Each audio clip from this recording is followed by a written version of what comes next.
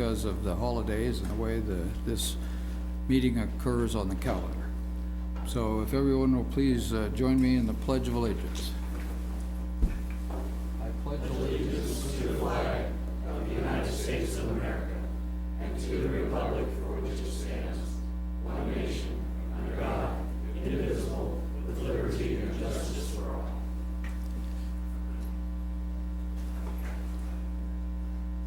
And we'll begin tonight with a proclamation. So I'm not sure everybody's here, but if the following folks would please join me at the podium: Reverend Jim Spencer, Kevin Bryant, Deb Noose, Rate Long, Rachel Shivers, and Randy Dale. Just right here by the microphone. Sorry.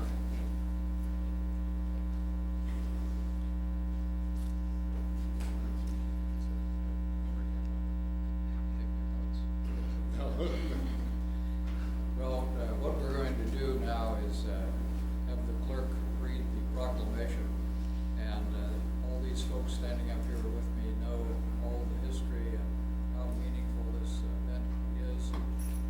Just say that this event, this celebration, has become iconic, become part of the character of America. We're going to celebrate this on the 19th through the 21st of January. We're looking forward to that. So Gary, please read the proclamation. Whereas January 21, 2019 marks the observance of the Dr. Martin Luther King Jr. federal holiday and service days established by public law in 1983. Whereas Dr. Martin Luther King Jr. devoted his life to advancing equality, social justice, and opportunity for all, and challenged all Americans to participate in the never-ending work of building a more perfect union. Whereas it is important for the city of Manhattan to support a community celebration and days of service in observance of the King holiday honoring Dr. Martin Luther King Jr. Now therefore, Mike Dodson, Mayor of the City of Manhattan, Kansas, proclaims January 19 through 21, 2019 as Dr. Martin Luther King Jr. Community Celebration and Days of Service, and urges all people to join and pay tribute to the life and works of Dr. Martin Luther King Jr. and apply his life and teachings of service to inspire others to serve and remember his spirit of community. All right. Thank you very much. This has become as you said, it's become an iconic thing. It's went from it came from a long time. This is the 31st year that this celebration is going to occur. This year we're going to welcome Corey Williamson, local. He's the head of the student union. It's just nice to have something come back. It's so fitting that this is our first year in the Peace Memorial Auditorium, which is just what King wanted. We want to let everybody know that we're all about peace. And also we have Dr. Griffin for our prayer breakfast, so we'd like to see you attend, and I have flyers. I'd also just like to mention, so the Kansas State campus will be recognizing Dr. King's contributions to our nation the first full week of the semester. So our first hands-on, not our first hands-on day of service, but the kickoff for the Campus Observance Week is the Hands-on K-State Day of Service, which will be January 26th from 9 to noon. So we'd encourage both students and community members, families are welcome to volunteer together to sign up. There's more information on this flyer as well. Or if you have a project or are connected to an organization and would like to serve and host volunteers, we would welcome you to do that as well. Contact information is on the flyer. So thank you all very much.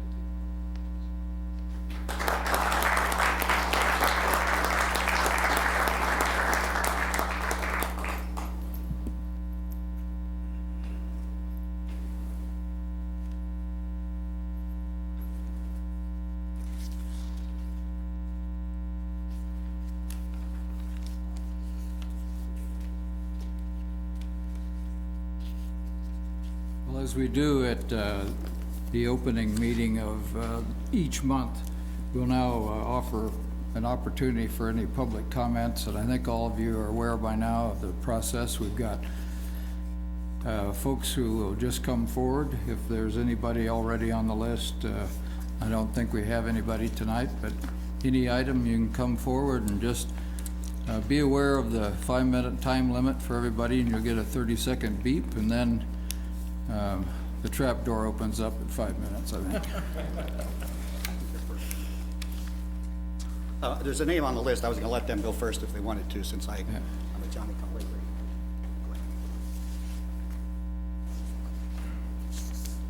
I'm Chuck Henry, and I had sent the email asking to have staff further explain the consent agenda item H, and that's all I'm asking for. Okay, so Whenever, whether that's now you or want to whether come that's back up later. for consent agenda in a minute then? Yeah, great. Okay. Super.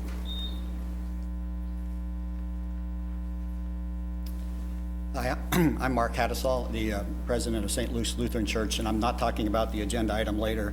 This is, I'm back for the reason I was here the first time back in November when I updated you about the trouble we're having with Pavers Inc. on our property out west of town. It's now been over 2 months and 2 more months of promises that they're gonna bring a crusher out, they're gonna get rid of the pile, and they're gonna cooperate. And we're still not making any progress, and the pile's getting bigger. And so if, in retrospect, if I'd have known that we were dealing with a bunch of weasels in Pavers Inc., we would have done some background checking of some kind. But because the city has been using them as a contractor for well over a decade now, I assumed that the city had done was pleased with the work they did and that they were a legitimate organization that would do what they said they were going to do. And so based on that tacit approval of the commission that Pavers Inc. was a honorable organization, we went ahead and agreed to let them use our property. So I don't mean to make this your problem in particular, and I'm not asking you to pass a law, I'm not asking for any money. I would like you to okay City Manager Fear to take 5 minutes of Bernie's time to write a letter to Pavers Inc. Telling them that you are going to suspend payments to them for the future for the projects they got going on now and any future projects that they're sending you a bill for until they finish the project they started on West Anderson and the state and taking care of what they told us they would do. We reached an agreement, a verbal agreement, for them to leave behind a bunch of crushed concrete as payment in lieu of the rent they were supposed to pay us. But now the crusher is never showing up, and so we're not making any progress. And now they sort of consider that they're done with the property as of December 31st. They must have found a new staging area, even though they still have the massive pile out there and everything. So I would like you guys to do 2 things.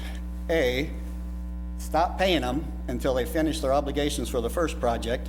And you can pay them someday, just don't pay them now until we can, you guys are the only thing that's got any leverage on these jokers. And so if we can hold up their money to get their attention long enough to get them, make some progress, I'll come back next month and let you know what's happening. And I'm gonna come back the next month after that if I'm not satisfied that they're actually doing something. But suspend the payments to them for now until they do what they're supposed to do, what they promised they're gonna do. And then in the future, I would really like you to consider not awarding them any more contracts. They may show up as the low bidder, but the reason they're the low bidder is they jerk people around and they don't pay their bills and they don't do what they're supposed to do. And we can no longer tolerate that as citizens of Manhattan, because we're taxpayers, citizens, voters too, and we need you guys to kind of help us out a little bit on this deal, because we stepped forward to let them use our property as a staging area because it was the right thing to do, because it was right down the street. And now we're getting jerked around by them. And I've contacted a lawyer, but the church we're trying to save our money for building a project. We don't want to spend it all on legal fees trying to fight an outfit that's supposed to be a legitimate outfit that does a lot of business with the city. And so you guys are the only ones that really can put any leverage on them. And so I would like you guys to do that today. I don't know, they'll fuss and they'll moan and stuff like that, but they have no leverage really. The city has all the leverage in this deal because you guys write the check and you guys signed the contract with them to do that. And so I would appreciate if you could, that would be something that I think would get their attention, and if they can have their money as soon as they finish our project. But I think that's the only thing that they really understand at this point is is their checkbook, because that seems to be all they're interested in, because they're definitely not willing to pay us anything, and now they're not even willing to crush the concrete and get that pile moving at all, so. Thank you. I will be in touch shortly to find out, but yeah, just a letter for now. Hold up their money, and then we'll be back and we can talk some more next month and let them know what kind of progress we're seeing done, so, thanks. Thanks.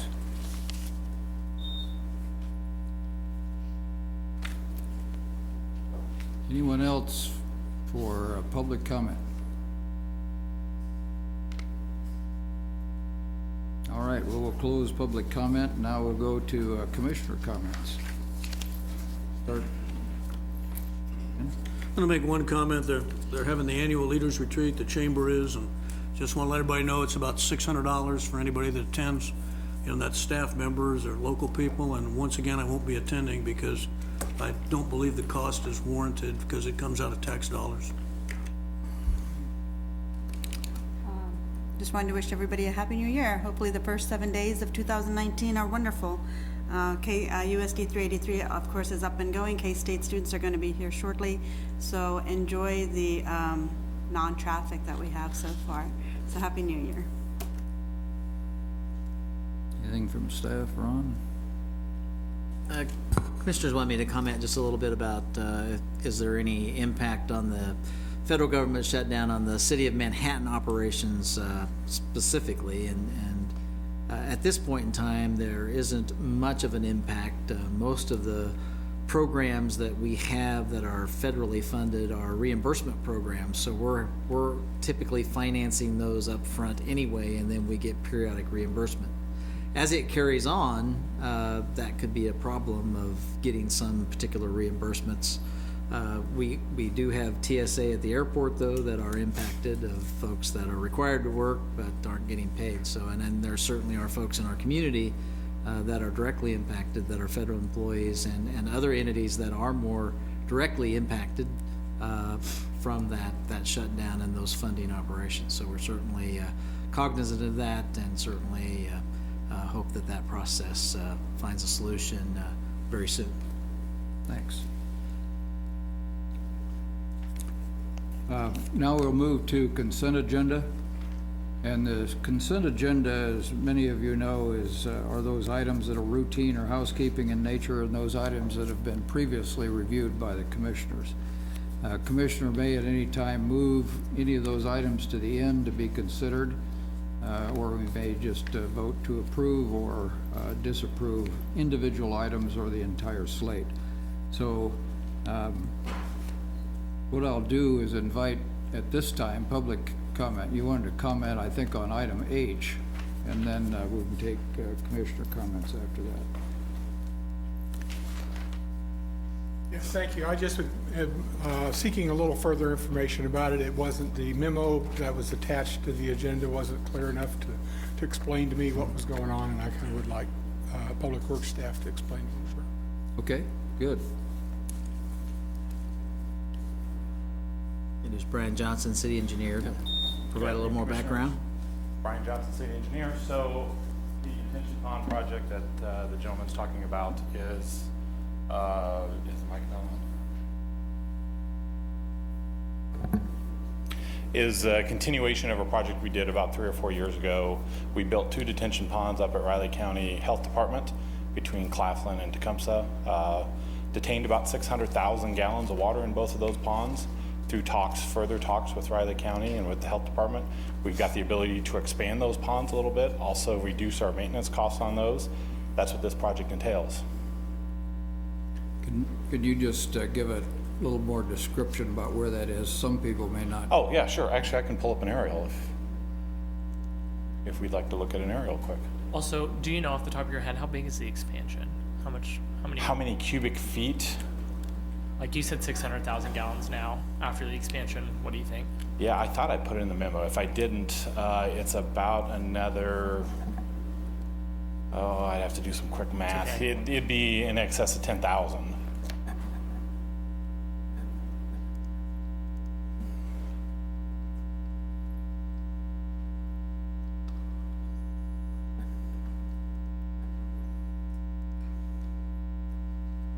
So in the first project, we had a couple of restrictions that we had to work around and through. The first one was some utility issues coming across the basin from the existing health department property over to a new sanitary sewer line that we put in. We also had some restrictions in the bridge that crosses the property also. In this next phase, we take care of both of those, which allows us to go deeper, wider, shallower side slopes, as well as a smaller restriction or orifice coming through from upper pond to lower pond, which lets us balance those ponds a little bit better, detain water longer. It's right here. So here's the upper pond, what we call the upper pond. Here's the lower pond. Today, they're separated by a bridge, and that bridge has a fixed opening of X that we have to keep. By taking that bridge out, now we can go to a multiple orifice outlet, which allows us to stage our detention in a little bit different way so we can detain water longer. Is this the last phase of the detention that you expect to do? Tecumseh Quivira has been around 10 years. 10 years longer, Flooding, yeah, the yeah. cars have flooded there on the street. Yeah, and we've taken that water pool from about 5 or 6 feet down to about 5 or 6 inches. So we've done quite a bit already. We're always looking to detain more water. Yeah. If there was a way that, you know, in the future, if we have a different outlet here, a lower outlet or a bigger outlet, if there was a way we could make those ponds bigger in the future, we'd do it again. Because it's a small investment for what you gain. For the amount of dollars that I'm putting into detention here, I could probably only put about 500 or 600 feet of pipe in the ground. This goes back before you, Brian, when I was actually used to hassle Rob about the Tecumseh Quivira flooding, and I just wondered if this is the end. Have we accomplished what we set out to do? I know we've had several phases, so I just wondered, is this the last one? That's my question.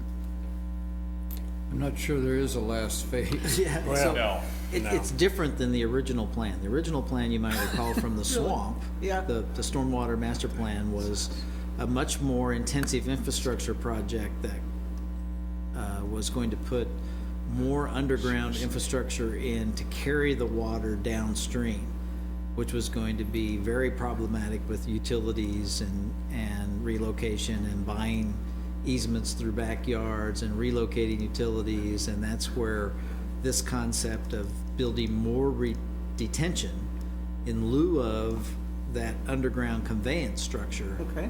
And upgrading that was gonna be much more cost effective, and that's what Brian was Yeah. speaking to. So our hope is, we've kind of, and when we update Swamp, one of the things we'll do is highlight what these improvements have done and whether or not, you know, I think that was gonna have to be like I wanna say a 10 by 10 box, somewhere in that neighborhood, to convey that water, and so maybe it needs to only be a 3-foot diameter box, depending on what those results would be. So this has been much more successful because there's been these ponds, there's been the one up behind the football practice facility. There has been a underground conveyance structure from between the two ponds there that's been put in place, and then there was another one next to the apartments. Chase Manhattan. Apartments. So there's been significant improvements that have certainly been a much more cost-effective approach with less disruption than what that original concept was. And Commissioner, if you recall from the downtown watershed study a couple years ago, we looked at the rest of this watershed as far as putting pipe in the ground to carry that conveyance. It's north of $10 million. It's a big, big number. It rated last in the downtown watershed. So instead of spending those $10 million, if we can spend $300,000 and detain that water, we're way, way money ahead. I'm supportive of detention. I just Okay. want to know where we are, Okay. because we continue to fund, and then I'm also aware that there's a downstream area to the south too, where that's lower than this is, I think. So I'm just interested in the status. Yeah. It just continues to increase the level of protection Yeah. to the downstream properties, as well as just holding back that amount of Q that's going to 14th and Anderson. All this water runs eventually to Wildcat Creek. Commissioner McKee, to your specific question about how much is being removed, the common excavation and a bit, so I pulled up the set of plans here. So it's just under 4,000 cubic yards that'll be excavated. Okay. Are there any questions, sir? Did you have any? Again, it puts more detention, creates an opportunity for water to have more time and be metered out into the system. And that's what it's doing. Okay. All right, thank you. Thanks very much, appreciate it. Other comments? No further comments on consent agenda? Yeah. Yes, I want to talk about the last 4 items. L, M, N, and O. I guess we'll start out with L, and that was the one that I talked to Ron earlier about. I don't have a problem with the League of Kansas Municipalities. I think the city, it gets a gain in training for the, $24,000. My concern was that part of the funding for that, actually 34% of it, comes from the water, wastewater, and storm fund. And of course, that's an enterprise and everybody pays a water bill, and it just troubled me that we're taking basically water bill money and using it to play for membership in the National League of Cities. And so I asked Ron to maybe provide a justification for that. I mean, it didn't make sense to me on the surface.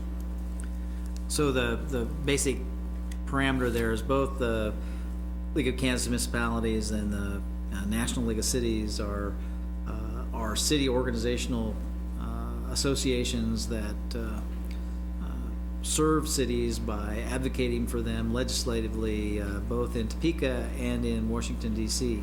So a lot of what they deal with are different types of utility, whether it's the Clean Water Act or different aspects that impact our water utility, our wastewater utility, or our stormwater utility. And so that's the main provision for us to justify utilizing some of those funds to help pay those particular dues, as well as one of the things we're looking through with the National League of Cities is a potential service line warranty program that could be an extended member benefit for customers to provide some at purchase, some opportunity to purchase some insurance that would help cover their individual lateral and connection lines for those utilities.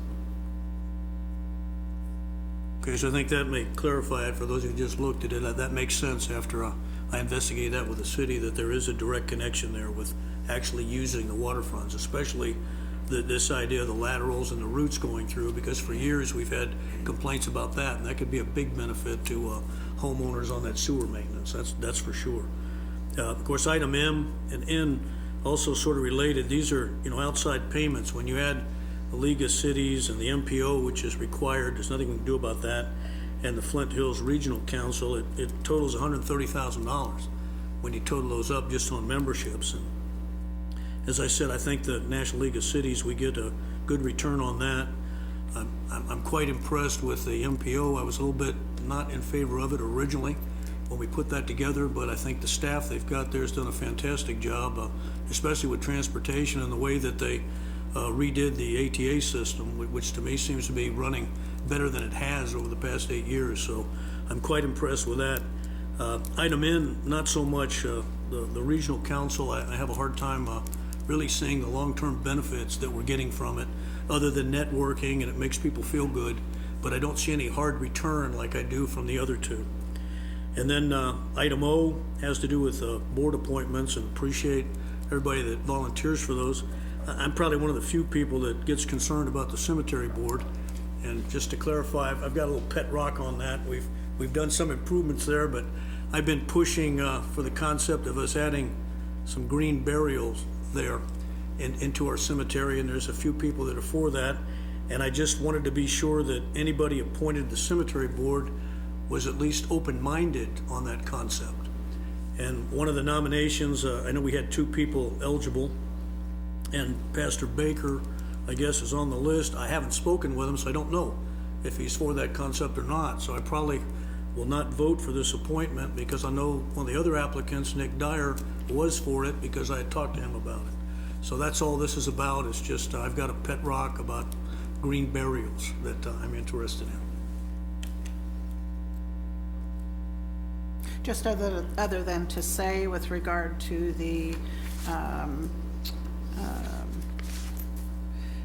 Kansas Department of Agriculture labs moving to the K-State area there on North Manhattan Avenue by the Department of Agriculture. I'm excited to have those labs in town. You know, through the chamber and some of our goals, we've tried to, and the MATC, we have really been stressing developing labs. And so, you know, everything's incremental. One of our meetings, we approve something that generates the labs or helps us toward a goal, and then another meeting, we add to it. So this is the beginning of that, and I'm really excited about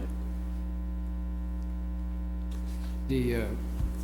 I would like, Scott, I don't want to put you on the spot here. I know you know this already, but there is one item on here. We're going to have to buy a new fire truck that's fairly expensive. And I'd like the fire chief to just say a few words about that. I mean, it's all makes great sense, but it is a large item, so people ought to be aware of what's happening. Sure, just real quickly, what we're looking to do is add a sister truck to what's currently stationed at the station right next door. It's a 107-foot ladder truck. It's going to be replacing a 2001 ladder truck, which was 75 foot, and that truck was moved up in the progression because currently the frame is busted on it, and the cost to repair the frame is expensive. The truck's 18 years old currently, and has over 100,000 miles on it, so it makes sense to move that one up in the replacement. And in place, we'll be keeping the truck that was originally planned to be replaced, which was a 1997 pumper truck. Doing this and making this move, this will give us a second 107-foot aerial. We currently have a 1995-foot platform ladder that over the years we've had in line to be replaced. But doing this, I think we'll probably, once it's met its duration for the city, we won't replace it. So we'll actually drop that truck from our fleet and utilize the 207-footers in place. I might comment too about the buying service we use out of Houston. Yeah, we use a co-op, it's called Houston Galveston Regional Council as a way that we purchase this. And the nice thing about it, it is a buying co-op, so they take large items such as fire trucks and are able to get a much larger discount than what we would on a single truck. They bid these out, and anybody in the United States can actually utilize this program. It costs the city $2,000 to use the co-op, but it's been very beneficial. And on this truck in particular, it's about a $60,000 savings utilizing that program. Thanks very much. So entertain a motion. I move we approve the consent agenda. Second. Motion and a second. Mayor Dodson, Yes? Commissioner Reddy, Yes. Commissioner Butler, Yes, except for no on two items, item N and item O, subset 2. Did he say me? and Commissioner McKee, Yes. and Commissioner Morris. Yes. Motion carries 5-0 with the exception of item N, which carries 4-1, and item O, subset 2, which carries 4-1. Thank you. The fifth item is a public hearing, and this is for Kimballtown Homes and Four Winds Village Transportation Development District. This is conducted a little bit differently, but much of it is the same, so you have the same opportunity for public comment. And we'll have the presentation by Brian Johnson, the city engineer. Thank you. Good evening, Mayor, Commissioners. Real quick, back to Commissioner McKee's question, 4,000 cubic yards, about 100,000 cubic feet. So there's your answer. Needed my calculator to do that, though. So tonight's agenda item is a public hearing for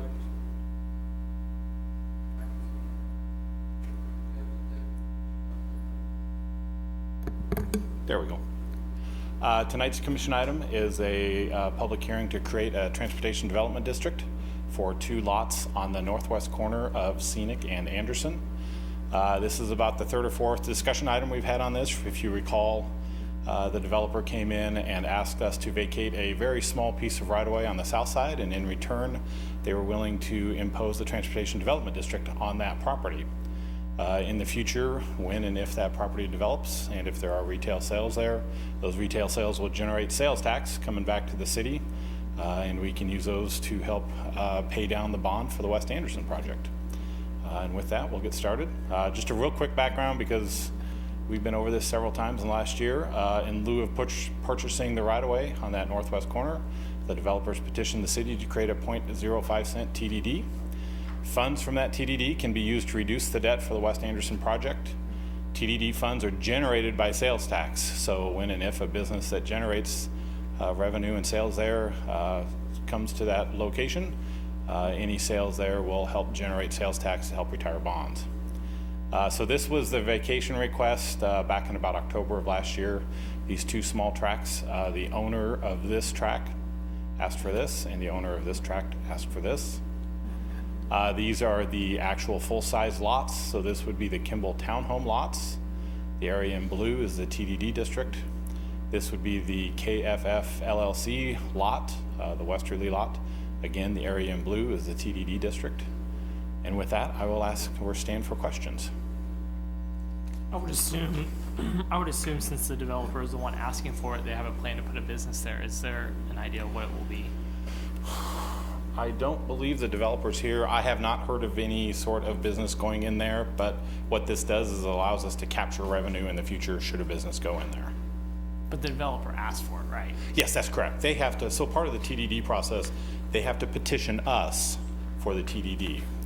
That would just indicate to me that they probably have a plan to put a business there. Yes, So I was at just some point in curious. the future. And I know it's actively for sale, so, you know, when that sale occurs or whatever that sale would be, Got it. at that point in the future, then we would start collecting that revenue. Got it.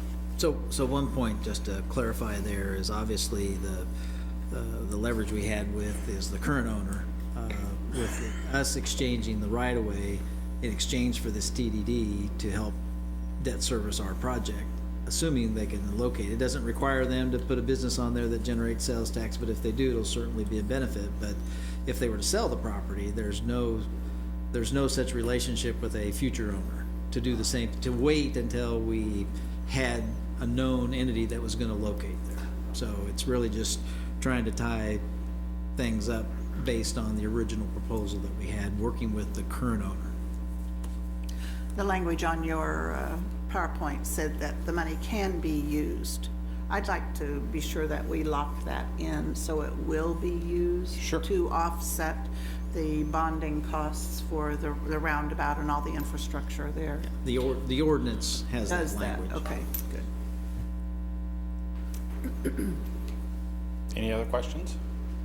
I just think anytime, this is another economic development kind of issue I would Absolutely. consider, where they are imposing it upon themselves. So this Yes. wasn't initiated by a governing body. Not by us, Yeah, correct. so this is something that's initiated by the developer and that area, and we already have one in place for Blueville and the roundabout.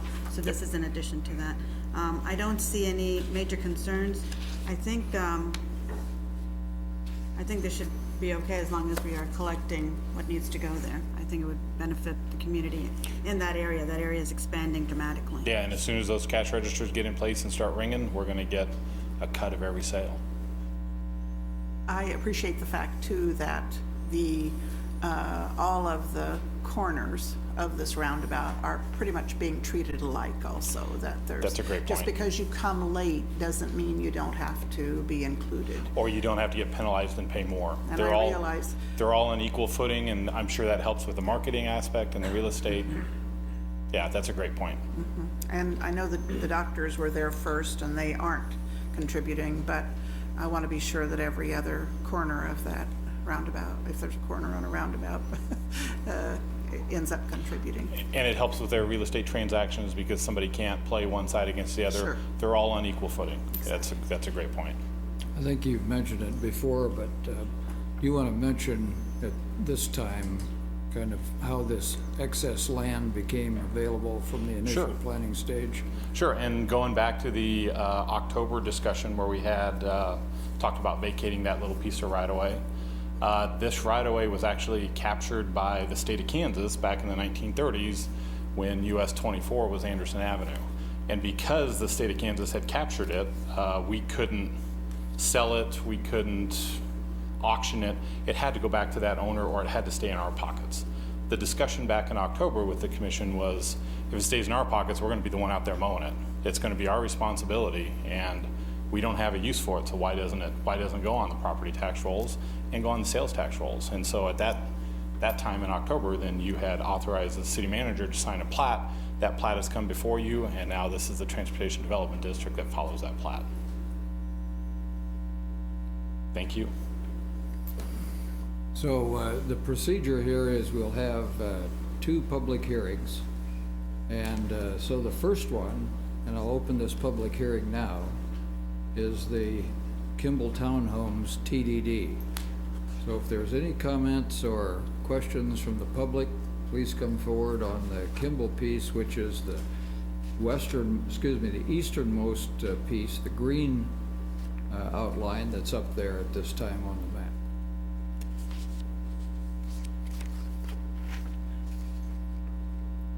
So no comments being seen.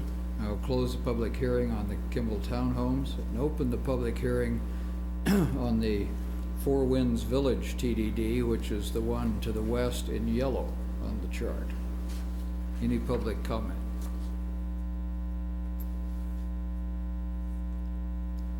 Seeing no comment, we'll close the public hearing and ask the commission for a motion.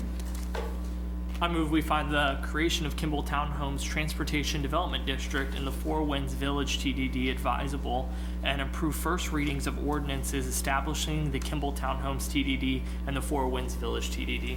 Second the motion. Call the roll, please. Commissioner Reddy, Yes. Commissioner Butler, Yes. Commissioner McKee, Yes. Commissioner Morse, Yes. Mayor Dodson. Yes. Motion carries 5-0. Now on to item 6, general agenda. Item A, consider a first reading of an ordinance annexing and rezoning Lot 1, St. Luke's Addition from Riley County AG Agriculture to R1 Single Family Residential District. And Chad Munger will be our presenter. Thank you, Mayor. Good evening, Commissioners. I apologize. I didn't get in here in time to get this loaded. Please bear with me.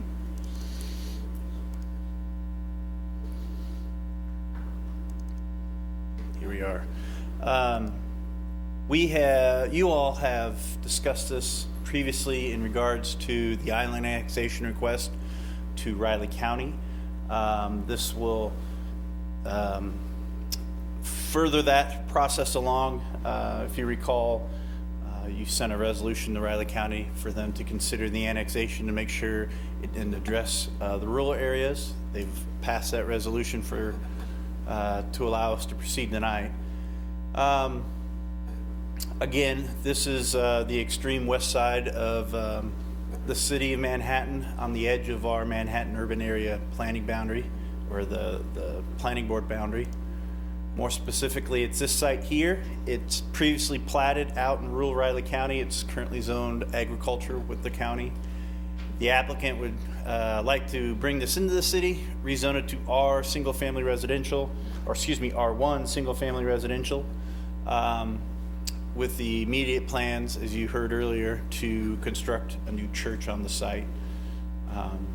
The full memo about the annexation and the rezoning was provided to you, so I'll keep my comments brief.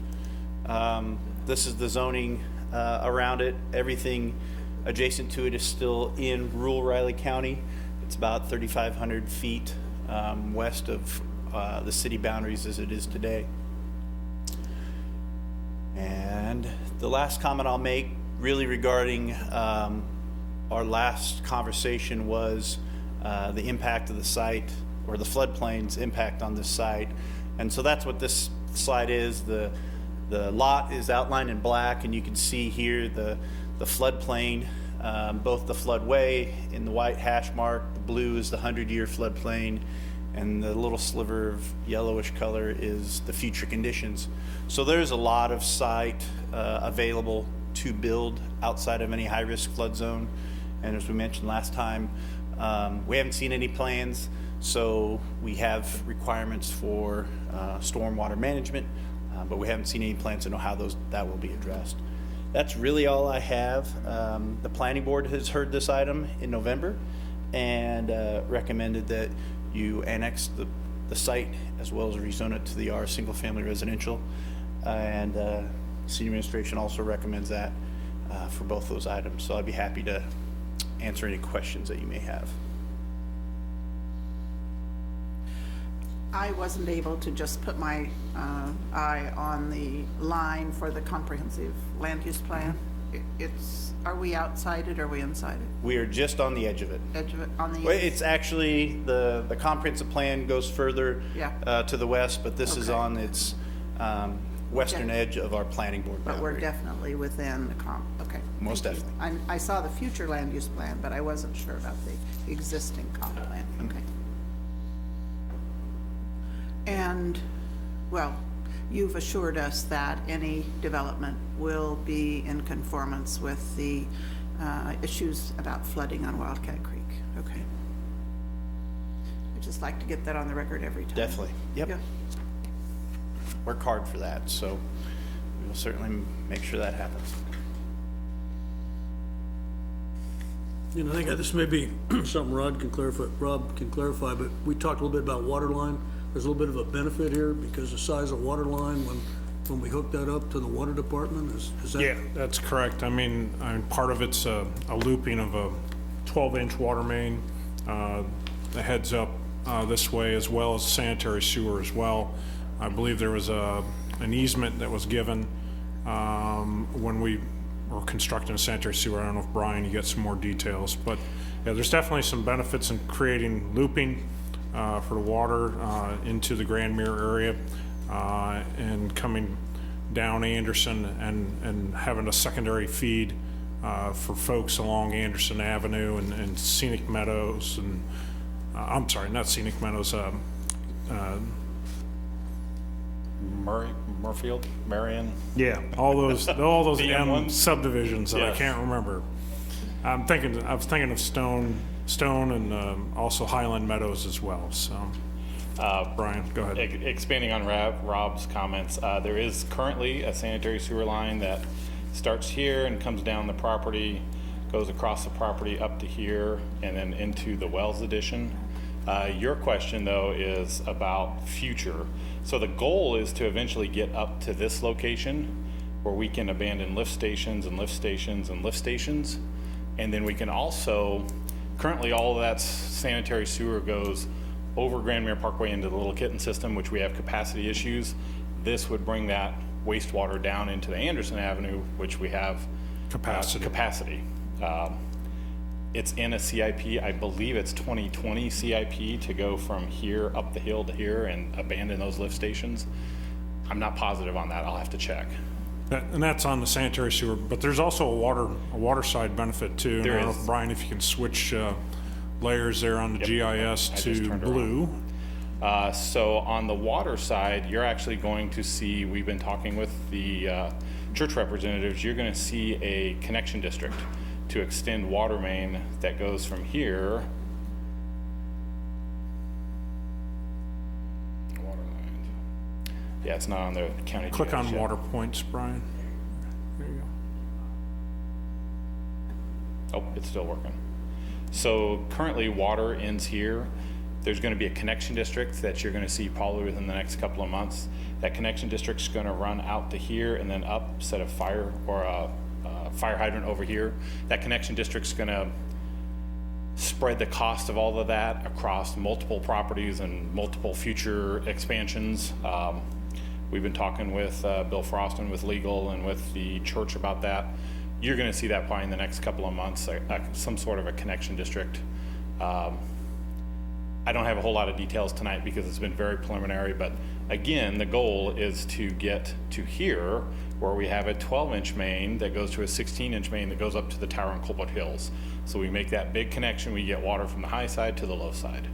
That's the long-term goal. Creating additional loops, creating redundancy, creating options during emergencies. Fire flow, we can open and close valves, all sorts of things we can do. You'll see that connection district probably in the next 2 to 3 months. Any other questions? What was the timeline on this for the church to be up and going? I'm going to defer to the church for them to answer. Mark Hattisall, St. Luke's Building Committee Chairman. I expected the BG Consultants guys to be here tonight to answer any of these tough questions, but the plan is, the latest timeline we had from BHS Construction, who's our contractor, was as soon as the ground thaws out here in early March, May, or March or April, whenever that happens, they were going to start rearranging dirt out there. And so that's soon. As soon as we can get our pile of rock hauled away and then get our dirt rearranged and flattened Make a full out. circle on that one. Exactly. And so, so yes, March-ish thawed ground time is where we can flatten it once and then be done with it, hopefully. So. Because there was lots of discussion at the planning board, not only about drainage, but also about the noise impact from Fort Riley and during that construction piece. And I just wanted to make sure that, and I'm sure your consultants completely are aware of it, about the structure, because if we're going to be looking at it closely for future development and everything else that's going to be happening, especially with the drainage component of that, and to be very cautious in that area. So. Yeah, I know the city was requiring us to do a drainage study and stuff, and there's so I kind of assumed that would be done and stuff too, but I'm sure we'll be back here again with all of the details at some point here in the by March or something, hopefully, and then we can answer all the rest of those questions you might have at that point. Okay, thanks.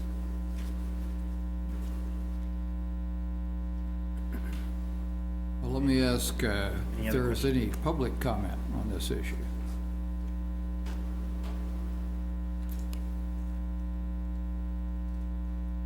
Seeing none, we'll come back to the commissioners. Any further comment? Or if not, we'll call for a motion.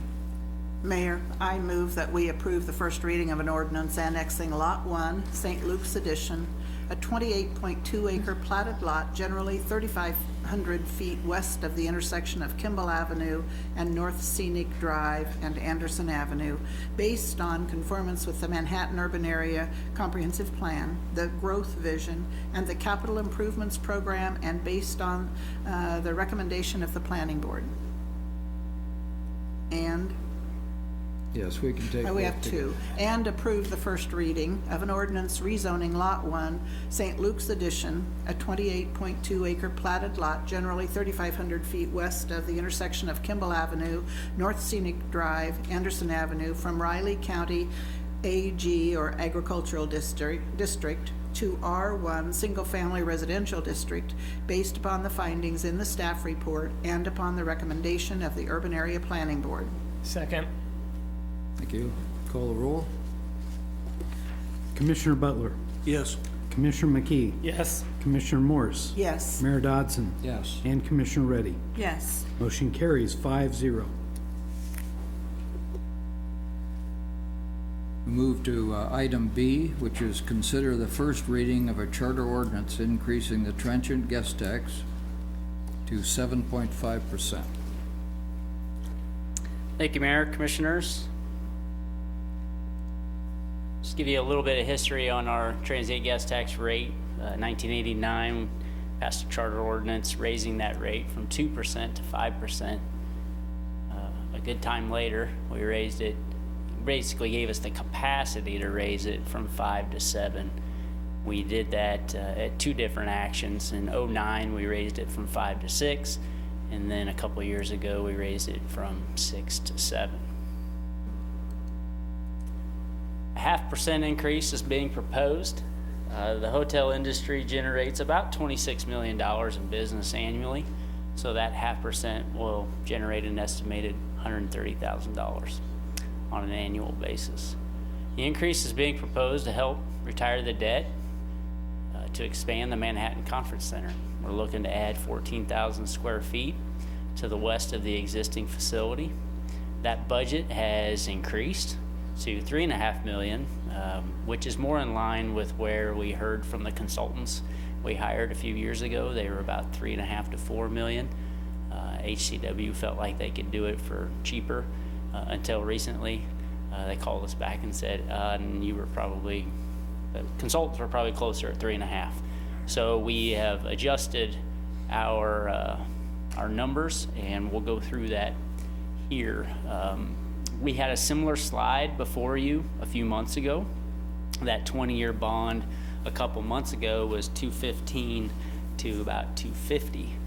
So now we're at $265 to about $300,000 a year.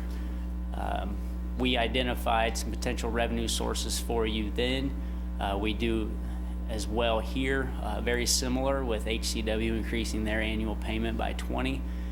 The existing transient gas tax going to help retire the STAR bond at 90,000, 0.5%, which would generate another 130. And then that future budgeting of 50 grand to make up for the gap. I'll start walking through the asterisks here. HCW will start making that additional 20 grand in 2029. There are outstanding bonds for STAR, which we anticipate STAR to be extended through 2026. We're still receiving positive news from the state in that regard. So in all likelihood, the STAR district will stay in place through 2026. As the hotel industry increases with additional rooms, I just wanted to point out that 0.5% is very likely to generate more than 130,000. I wanted to be conservative with you tonight, just so we weren't hoping and praying. But we do believe with the addition of both the hotel in Aggieville, and there are others being explored, but as rooms go in, we typically have seen our revenues increase. The most recent negotiated term on this has to do with the budgeting of $50,000 in the transient guest tax fund. We would each year apply a $50,000 transfer out of the fund into the bond and interest. Now, we already do that. We transfer some money to help retire some debt out at Annenberg. We would increase that by $50,000. Bernie typically sits down and finance staff sit down with Karen Hibbard, and they talk about how much transient guest tax will be generated in that next budget year. We'll be sitting down with Karen here in the spring, and as we formulate the budget for 2020, this number will appear, and we'll agree with and formulate and basically look at the trends and look at where we have been in the past and where we'll be in the future. This $50,000 will be part of that budget. In the event the transient guest tax dollars don't materialize, both the CVB and HCW have agreed to split that $50,000 on an annual basis, meaning Karen and her budget would have to go find $25,000 and cut it, making $25,000 of transient guest tax available, and HCW would have to come up with $25,000 in that given year. By increasing the 0.5% and annually budgeting 50 out of transient guest tax for the expansion of debt, a balance could be established to offset that annual net debt payment in 2023 to 2029 until we get the 90,000 in 2026, until we get the additional 20,000 from HCW in 2029. So prior, I had shown you a scenario where we would just increase the 0.5%, generate $130,000 for the next 3 years. That would cover the debt payments until those revenue sources came in. I'm advocating that we actually budget $50,000 to go to bond and interest or a reserve until we actually do issue this debt, so we can use that and accumulate that through 2023 when it's likely our debt payment will be due. Any questions there on how that's gonna? If the 50,000 isn't needed, I mean, you're budgeting it, but if it's not needed. If it materializes, Yeah. it'll go to help offset the debt. Okay. If it Period. doesn't materialize, then Yeah. we're going back to the They're CVB. the fail-safe, okay. Correct, all correct. right. It's a backstop. Kind of to extend Commissioner Morris's question. So there isn't a tremendous financial impact from the city's budget. It'll be from transient guest tax.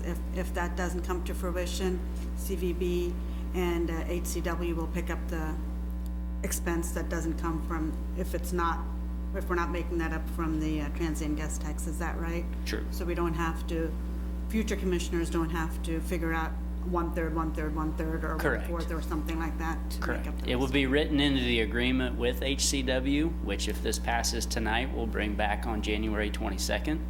And that specific term has been added in their amendment. And the CVB has also agreed to those terms, and we'll need to add that to their annual contract as well. Okay, thank you. And just to continue, just a small point, the CVB doesn't control that budget anyway, the city does. Sure. So, the idea that this says the chamber agrees to, not really, it's gonna be the commission that's gonna decide that. True, they're agreed to the concept. They're agreeable to the concept. Okay, move just to forward. clarify Yep, that, yep. because, people out there are gonna be listening and say, Yeah. oh, the CVB controls that money. They do not. Correct. The city controls that money, all of it. Very true. When do we find out for sure if the STAR bond is going to get expanded? The most recent letter we received that we sent out to you all, I believe last week, concurred with the expansion of the district and also concurred with the amended plan to add the facility, the Snyder facility. Those are two great steps. The next two steps really solidify that. We'll adopt a plan locally and we'll adopt a budget. And we'll submit both of those to the state for their concurrence. That budget then will generate a concurrence and hopefully a letter for the STAR bond award. If that award is given, we'll need the full term of the STAR district to pay for that. I know STAR bonds were a topic of conversation last year in the state legislature. Do you think, is there any fear that that's going to happen again this year? Is there any bills pre-filed? I hesitate to move forward with this, and then it comes to find out for whatever reason that $90,000 doesn't come through, and then we're having a totally different conversation. Actually, if STAR bonds go away, that 90,000 comes in earlier. Okay. Yeah. I mean, we get that 90,000. We collect it today. Got We're it. paying because the you're state. paying it. Okay. That makes sense. Thank you. That's all I have. No problem. Maybe a quick question for either you or Bernie, just to highlight the point. When it was 215 and now it's 265, can you just give us the two data points of the bond interest rate that generated that? It's 3% and 4%. What was it? The first one, the 265 is at 3%. The 300 is at 4%. Yeah, If at 20 years for that bond. yeah. We've So it been doesn't- issuing debt closer to 3, but we wanted to be conservative and show you the 4%. Are we someplace around 2.2 or 2.3 now on some of these? Yeah. Yeah, We are on, this would be taxable though, yeah, so it'll be a higher rate. yeah, so you get As opposed to 35% exempt more, bonds. so, yeah. Yeah. Good. So I wanted to run through kind of where we're at with HCW. This is a prelude really to 2 weeks from tonight. But we started with an original loan with them of $5 million, a $9.5 million conference center, of which HCW agreed to pay us back for 5. To date, we've received 7 of those $100,000 annual payments. It reduces that balance then to $4.3 million.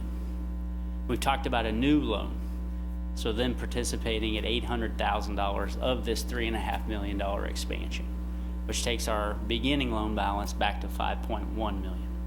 We talked about dropping their annual payment from 100 to 90 to offset the property tax increase they're going to receive through this addition, and that's basically for a 10-year period. The real beginning balance really then begins at $5 million.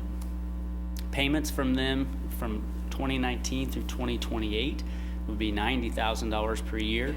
After 2028, 2029 through 2045, they'll jump to $120. That leaves a balance due of just over $2 million in 2046 from HCW.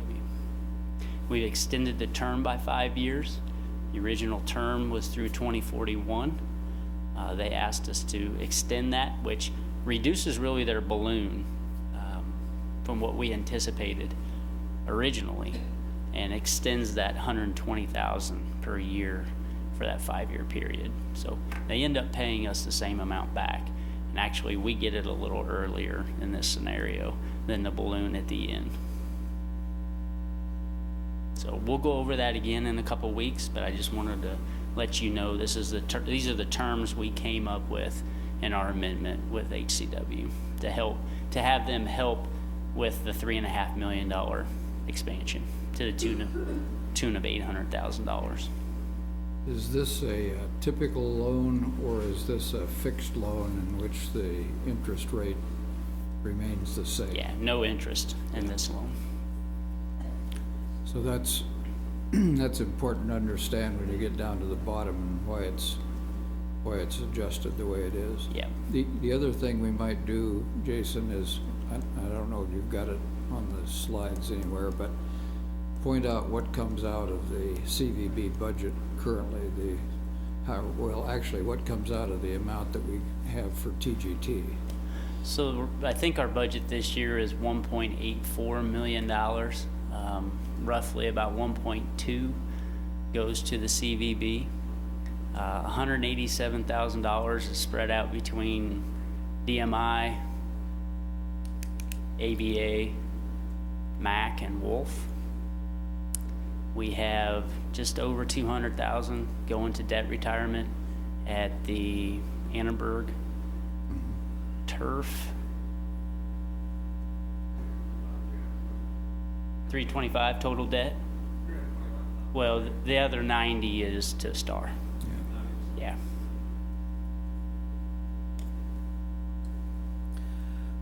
The current, Thanks. Yep. the current conference center is how old? 10 years? It opened in 12. 12? Yeah, that first payment. So it's only 6 years. Yep. Seems longer, doesn't it? Wow. Goes fast. Well, I was just thinking about the aging of the mall property, and that after 30 years, a retro, we've just approved sales tax to aid them in fixing their common areas. So at 30 years, it would seem, if not before, this property would also need some dressing up again. Maybe not even waiting till 30 years, because this is, has to be ready, be a presentation type facility because it hosts conferences. So I'm just wondering about those when we reach the point where, well, I just want to be sure that we're looking far enough ahead about what our needs will be so that we take care of the city's interests. There are dates in our agreement with HCW. Okay. They are approaching the first one at 7 years, in which they would have to make investments back in the property. Okay. They plan to do so. All right. The $3.5 million is just for our expansion, and I thought I saw Brad walk. There he is. So he may have some more information on what they plan to do on the inside. I do believe there's a second date, and I'll double check that, Commissioner Morris, and have that for you on the 22nd. But there are dates by which they have to make improvements to carpet, technology, any other things that are identified in that agreement. Thank you. I appreciate you're looking out that far. So tonight, your action is considered first reading of a charter ordinance increasing the transient guest tax rate by 0.5% to 7.5%. Being a charter ordinance, takes 2 readings, and then there's a 60-day protest period following. So we'll be out there a few months before we're actually approaching the state with this adjustment. Do you happen to have that slide that has the comparative Class 1 cities? If not, one of us can read it. I think we're 17 to 25 from smallest Maybe you can to just largest. read this one, Jason, so that people kind of have an idea of where we stack up. This is, I think, all Class 1 cities. Yeah. So we created a couple charts for you just highlighting the transient guest tax rates across the state for first-class cities. Overland Park's at 9%. There is a group of 1, 2, 3, 4, 5, 6 at 8%. We are in the group of 7%, which includes Topeka, Hutch, Emporia. The ones at 8 were Atchison, Dodge City, Kansas City, Leawood, Lenexa, and Newton. Salina is at 6.7%. Wichita, Shawnee, Pittsburgh, Parsons, Olathe, Liberal, Lawrence, Junction, and Garden City and Fort Scott are all at 6%. Prairie Village and Leavenworth don't have a transient guest tax rate. So going to 7.5 would obviously put us between that group of 7 and 8, which is really close to half of all first-class cities are in those two groups. So, in talking with Karen Hibbard with the CVB, we had a consultant come to us probably 3 years ago now, and they have always cautioned us about adding our sales tax rate and our transient guest tax rate and getting too much beyond that 15 or 16%. Which at 8.95 and our 7, we're at 15.95 now. That'll take it to 16.45. So it's gonna, it'll be recognizable. I think the good news is that unless you're competing directly with somebody with a lower TGT, you're basically in the mix with everybody who is doing the same, that is inside the city. If we had a competitor 5 miles away, it might make more impact, so. Go ahead. So, oftentimes when we talk about the transient guest tax, there's a lot of input from CVB as well as the other hoteliers that are in the community. So I know this impacts the Hilton Garden Inn quite a bit.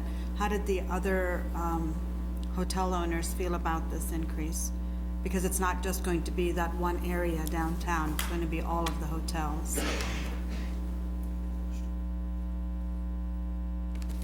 Good evening, Commissioners. I'm Karen Hibbard, the Director of the Convention and Visitors Bureau. Thank you for asking that question. The Steering Committee Advisory Board is made up of a representation of hoteliers, entertainment, attractions, dining and facilities, and financial representation. So this issue was presented before the steering committee and was discussed at length about that. It is in agreement that as the conference center expands, the opportunity to affect all of the hoteliers is great.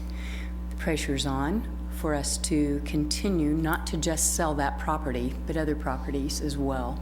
As we have mentioned, when we do our presentations, there are groups that are small in size that meet in Manhattan, as well as large in size. But the need to expand the conference center is now. Brad is here. He could also address specific business if you wish that is cramped. Again, as the hoteliers and as the steering committee discussed this, it's very important that you keep in mind that their recommendation is that the increase is not used for other entities, that it is used for the conference center expansion. Again, as Jason alluded to when we had our consultant come in, they really guided us and spoke to us to make sure that the TGT funds are used for funds that can provide a return on investment that we can see. Conference center being filled when we bring in conferences and events that are held at the conference do create a return on investment. So trust that that answers your question. Right, I was just concerned because I don't see any of the other hoteliers. I know it impacts Brad quite a bit being in the area it is, so that was one of my questions. This is, it looks, I can support this because there are other resources. If some of the money doesn't come through, then CVB has, will be putting up some of that money, as well as the HCW will also put into it, and there won't be a financial impact from city funds. So I just wanted to be clear about that. So when we talk about the TDD and the CID and all of these things, they're all impacting their own entities and their own groups, and those don't impact the city budget. And I just want to be clear about this as well. I haven't heard from any of the other hotel owners, and I might after tonight, or maybe when it comes more realistic as we move forward with this. But I think the expansion is a benefit to the community. I think Manhattan has its ups and downs, but conference-wise, I think we need to be very competitive. And this is one of those options we have where we can bring in more conferences. If people choose not to come and stay in Manhattan or in Kansas, we need to have the other populations come and visit to collect also on sales tax, to collect also on other property taxes and other areas where we need to fill in the budget for the city services. So I'm supportive of it, mainly because of the way it's written, and as we go forward, hopefully we will see being extremely competitive for all of those other organizations that are not coming in right now. So, and I appreciate your feedback on this. Mayor, I have a question about the wording in the motion. It is to approve first reading of a charter ordinance increasing the transient guest tax rate to 7.5%, but it doesn't speak to the purpose and what we're going to do with it. Is that on purpose, that we don't say that it's for the conference, dedicated to the conference center, either expansion or whatever? Yeah, a lot of that obviously is at your discretion, as Commissioner Butler pointed out.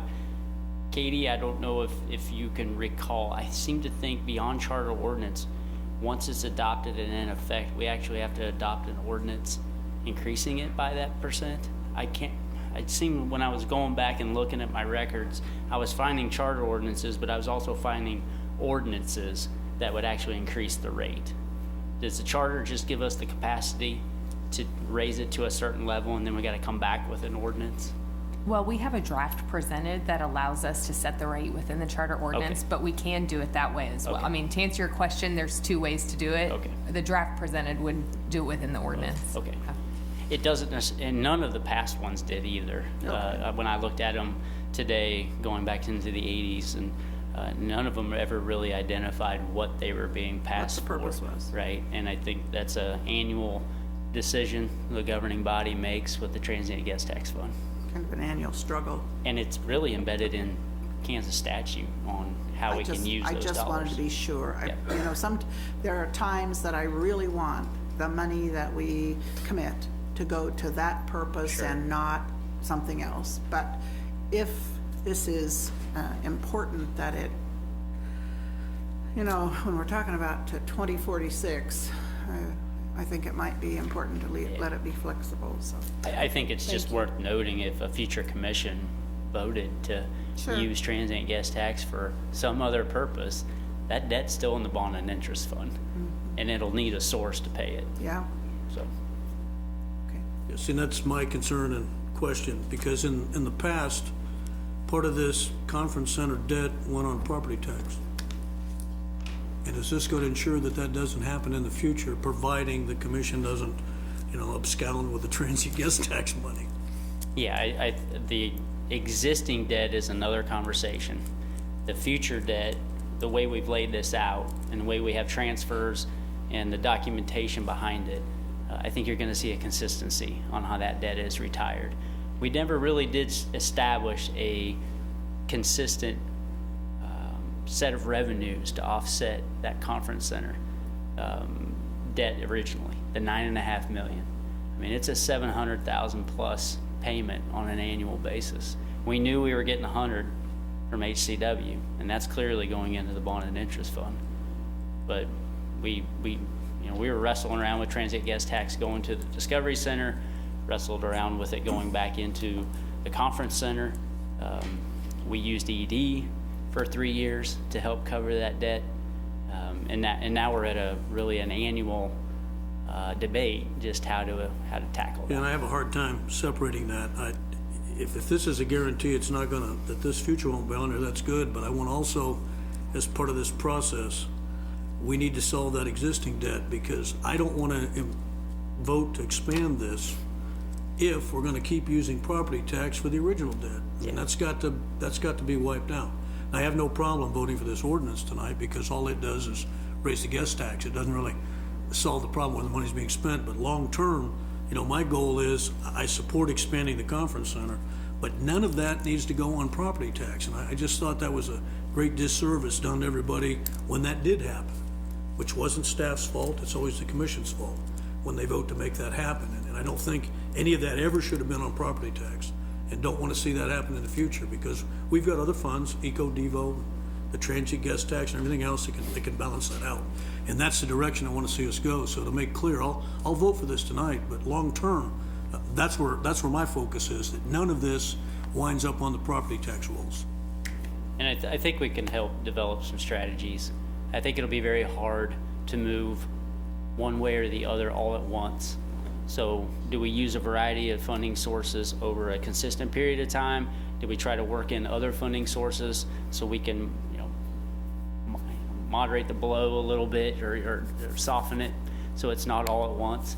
But we're going to need to work through finance and have a strategy for you during that budget time. So we can't just say that the 5% will be dedicated to it? So you can, but it doesn't obligate future commissions from honoring that request. So the only thing you could do would be if you were to have a ballot question where the citizens obligated you to do what that ballot question said.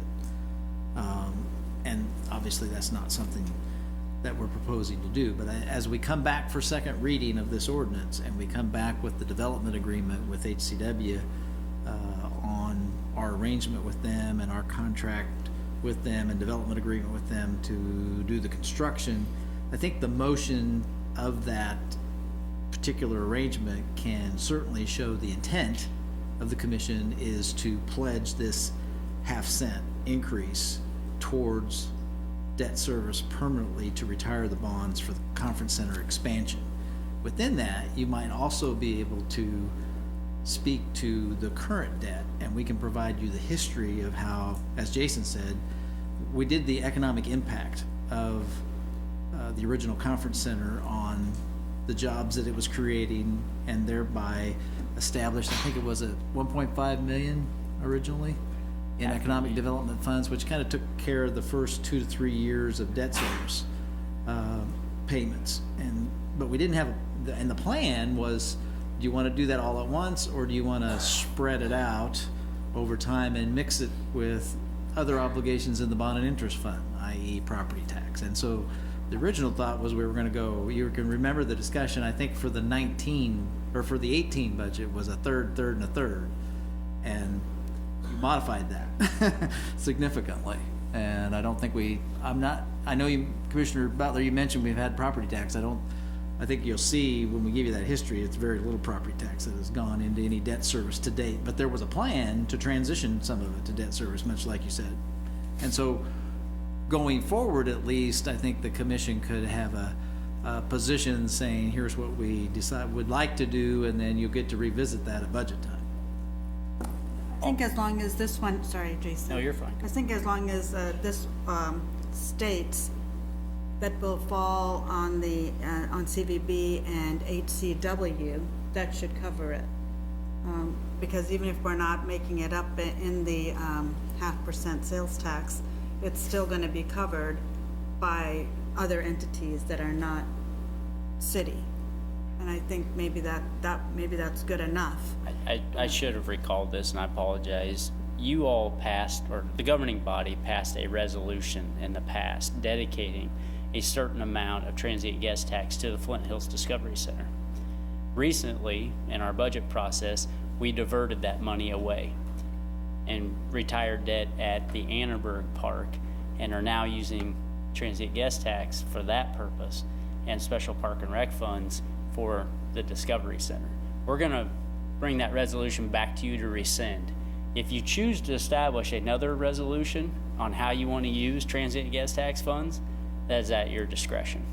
Just know a majority of commissioners can always undo what you all set as a resolution for intent on how to use some money. So we'll bring back the rescinding of that resolution. And if you'd like us to establish a new resolution for $290,000 out of transient guest tax funds, we can do that as well.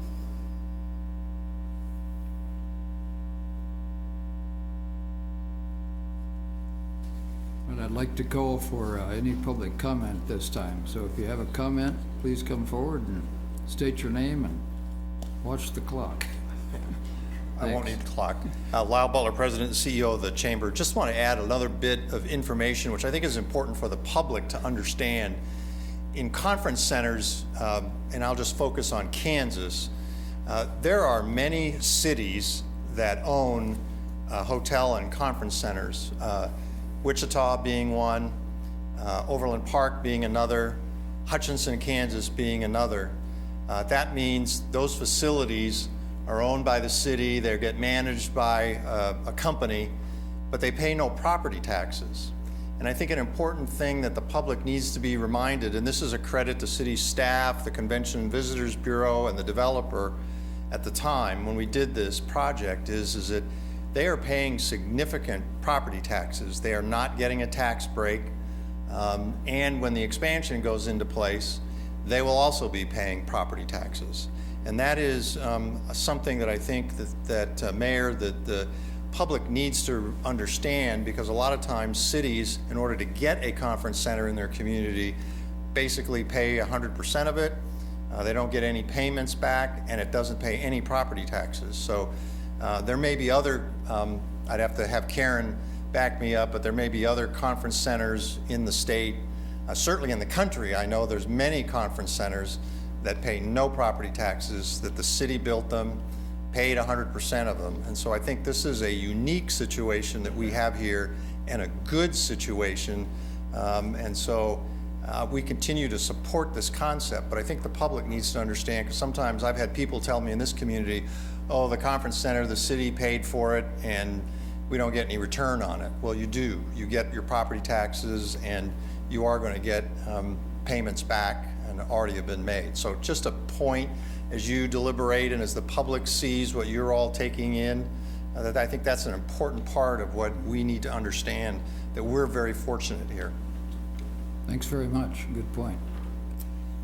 I think it would be important that we include that explanation in our minutes, so that as we look at this in the future and consider it again and again and again, that's an important point that we need to be reminded, and any reader needs to be reminded of. Well, certainly included in That was included in the next deliberation memo, and it has been.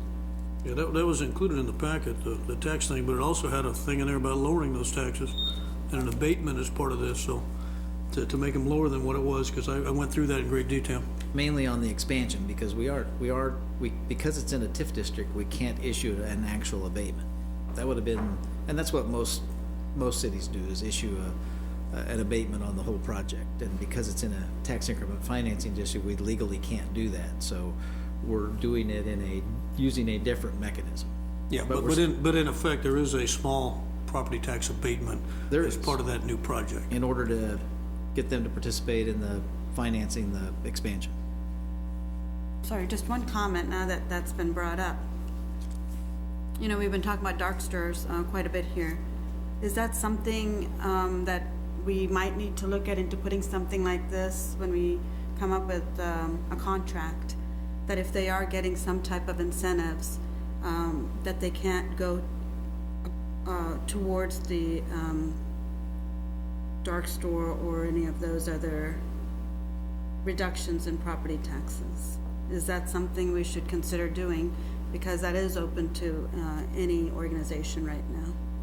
And I don't know if it's been done before, but that was something that when we were talking to Greg McHenry about, he suggested at one point, if there are any other types of tax incentives involved, we should look at not giving them 2 or 3 different types of incentives from a variety of areas, and look at all options. Because we don't want, even if they are paying property taxes now, we don't want sometime in the future where it's only 50% of those property taxes, then the rest of us have to pick up that tab.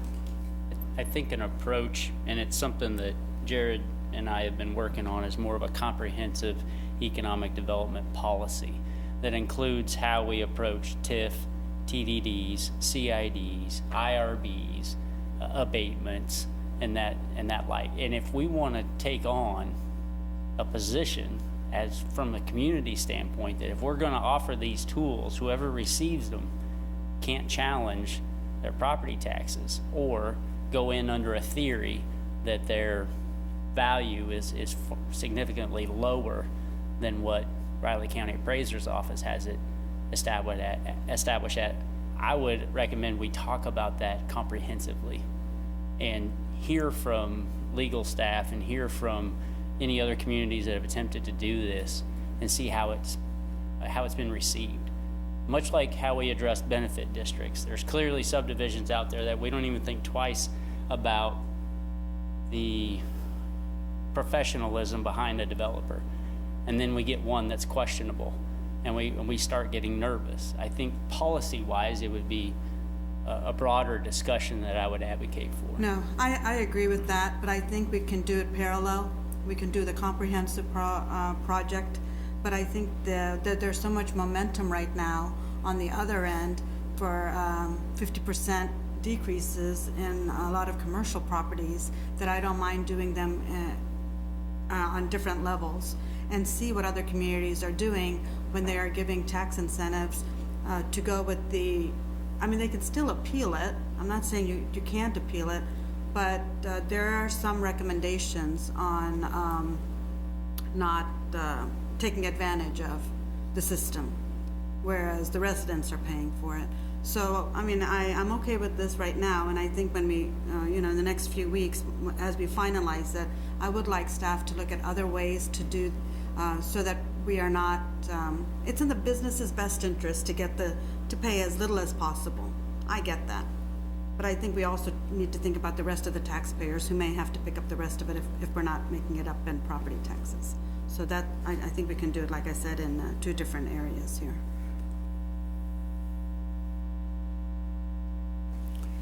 Okay. Anyone else have a comment from the public? All right. Any other commissioner comments? Not entertain a motion. Okay, I'll make the motion that we approve first reading of a charter ordinance increasing the transient guest tax to a rate of 7.5%. Second. Please call the roll. Commissioner McKee? Yes. Commissioner Morse? Mayor Dodson? Yes. Commissioner Reddy? Yes. Commissioner Butler? Yes. Motion carries 5-0.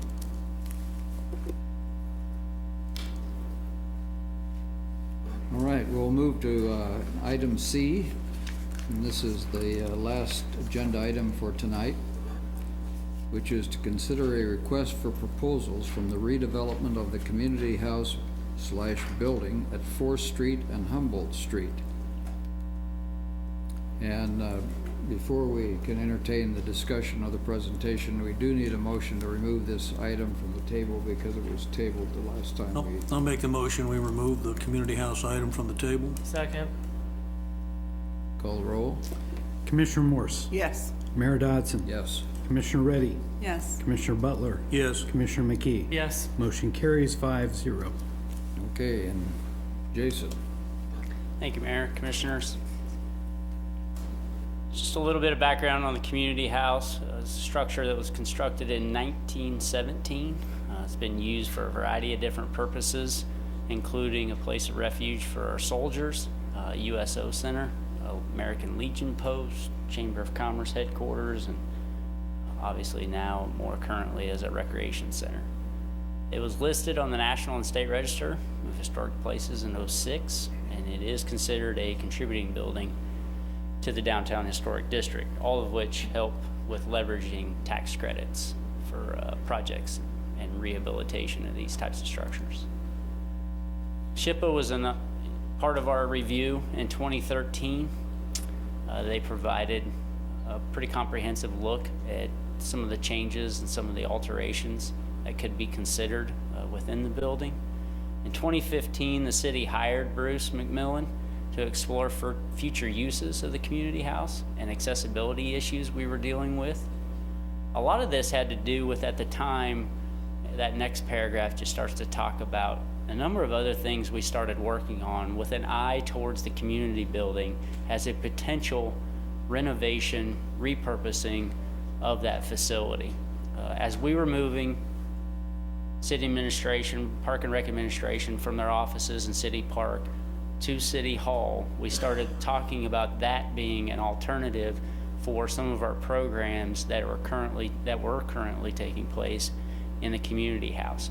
When we started talking about SNREC and the Southeast Neighborhood Rec Center at the Douglas Center, we talked about moving programs out of the community building into that facility once it was constructed.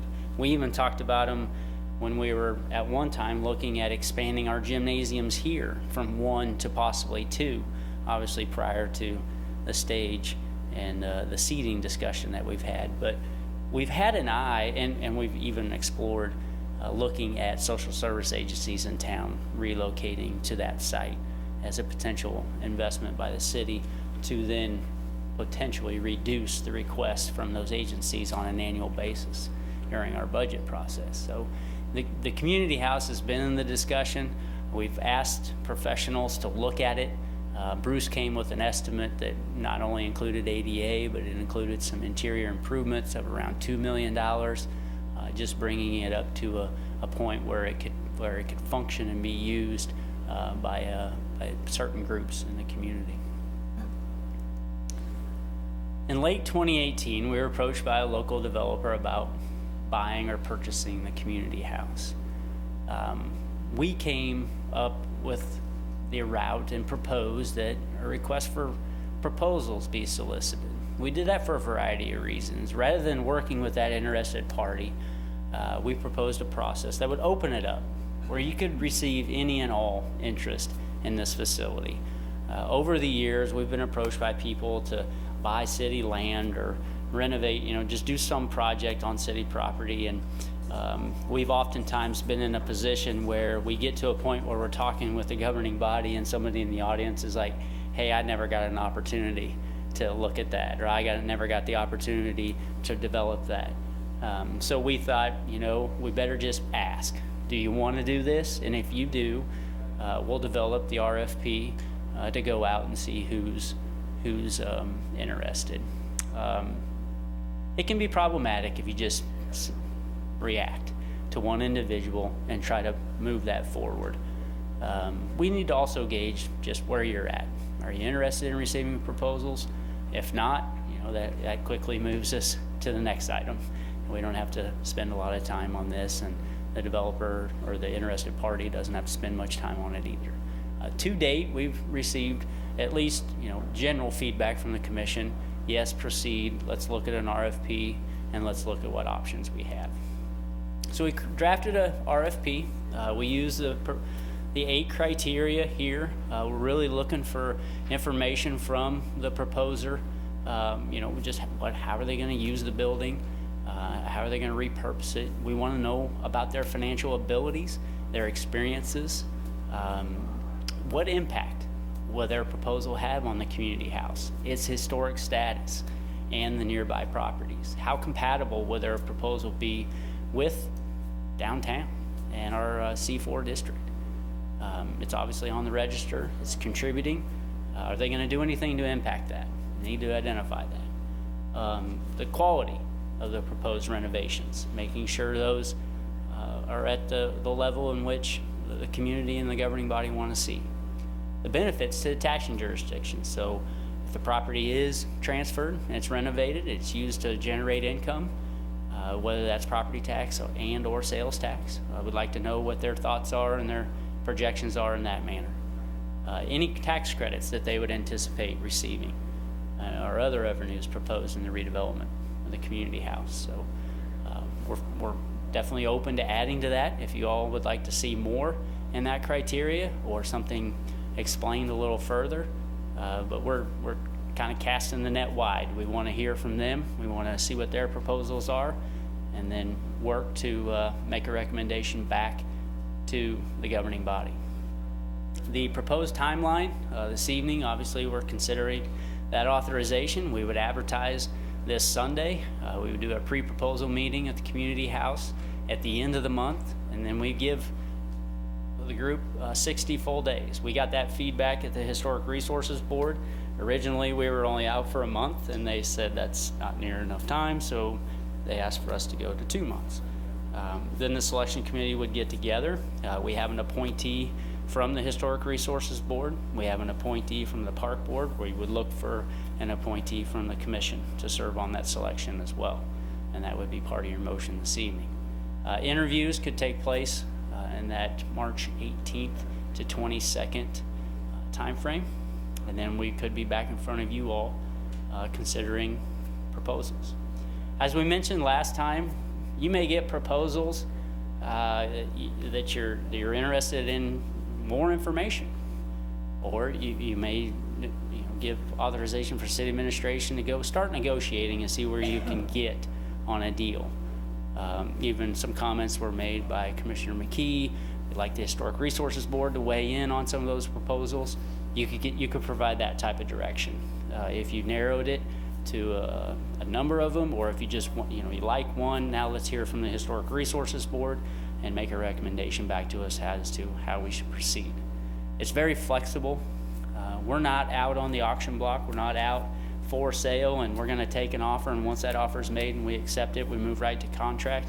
We've got a lot of latitude to negotiate and work through a number of scenarios. One could be, as we've mentioned before, possibly the property and the land underneath it stays with the city and there's a long-term lease. We do that with the mall. We've done that with other facilities in town. We actually are on the reverse end of that with K-State with the headquarters fire station. We own the building, or we've invested in the building, but the land underneath it is K-State's. So you have relationships that are long-term. You get the life of the building out of the term of the relationship, but you always maintain somewhat control over the land. So this evening, really just trying to get questions, input, and feedback from commission as to how you'd like to proceed, and if acceptable, we'll move forward with this timeline. You might have just alluded to one, but from my discussions with people in the public, I think the main concern with this isn't necessarily the first agreement that the city would enter into, right? Because we can review and then approve that RFP and then that contract eventually, and we know what it's going to be. I think the concern is what happens 10 years from now if that developer decides to sell or change direction. So my question is, what mechanisms, other than maybe owning the land, does the city have in preserving our original agreement with whoever we sell to? I'll give you the mall as an example. We've had a lease in existence now for about 30 years with the mall. I think we've modified that 5 or 6 times. That agreement doesn't allow a transfer of ownership until the governing body actually concurs with that sale. You could write language in there that wouldn't allow them to sell it or lease it without your permission. Lots of terms in there really protect the asset and protect the investment that the community has made in the mall. And clearly you could write this thing really tight to where you know exactly what's going on and for how long. And if they decide to set, they want out, they come to us first. They don't go to the market. They come to us and get permission as to how they'd like to proceed. And what would, and maybe this is too in the weeds, but what happens if they want to sell, the city commission doesn't approve them doing that, and for maybe they're not solvent? Would that just come back to the ownership of the city? You could write it that way. Yeah, I agree with that. I mean, I think that would resolve most of the issues I've heard. Just, we put in whatever legal language is necessary to be sure the building doesn't disappear. And I think that can be done. I mean, I think it's important to understand that, this RFP process is simply a method of what I call collecting, viable ideas of what to do with the building. And I emphasize viable because there may be some that we just have to basically toss it out. And approving the process changes nothing. I mean, the building's still ours. Nothing gets done with the building until we approve an RFP. So this is just, putting your toe in the water to see what would ultimately happen. And in my mind, and I've always pushed for the city repurposing property that we're not getting full use of. And one of my goals over the past 2 election cycles, I've talked about the community house and how we need to turn it into a bigger asset for the city, as opposed to it's going to become a liability here shortly. And started that back in 2015 when I suggested that maybe we could use it for social services. And that's when Bruce McMillan did the examination of it, and we figured out it would cost about $2.5 million to just make this thing livable. And then social services didn't really want to use the building anyway, and so that just sort of died. So I'm very enthusiastic about this RFP process and seeing what can happen. In my mind, I've always viewed the end result of the process being that you could draw a continuum out there. And at one end is what I call the city end of the continuum, and that would mean we spend $2.5 million tax dollars and renovate that building and use it for some purpose. And that could be everything from a museum to maybe convince the county to use it for office space. We use it as office space, or it just sits there like it is now. And that's one end. At the other end, a commercial developer comes in and it goes on the tax roll. That's positive because we have an insatiable appetite for spending money. So that would give us more property tax income. But as part of that, we would have to have a lease agreement, as Commissioner McKee mentions, that we retain the property, that the building can't be leveled, that it preserves all the historic portions of it that we need. And that, I think, would be the other, positive side of it. But I'm open to anything from spending $2.5 million, if that's the way the community wants to go, to the best solution in my mind would be some kind of a commercial, partnership that would benefit everybody. And as the staff memo says, the ultimate goal here is to preserve the, historical distinction of that building, and it's part of that historic downtown area. So that's where I'm coming from on this. It said somewhere that it was renovated or updated in 1987. What took place at that time? What was redone? Ron would probably know. So it was part of the original quality of life bond issue. There was about, at the time, $200,000 invested in the building.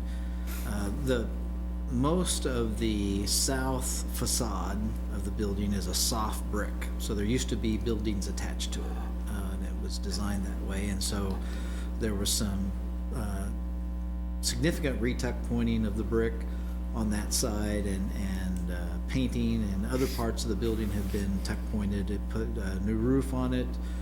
There was accessibility improvements, so a very small lift.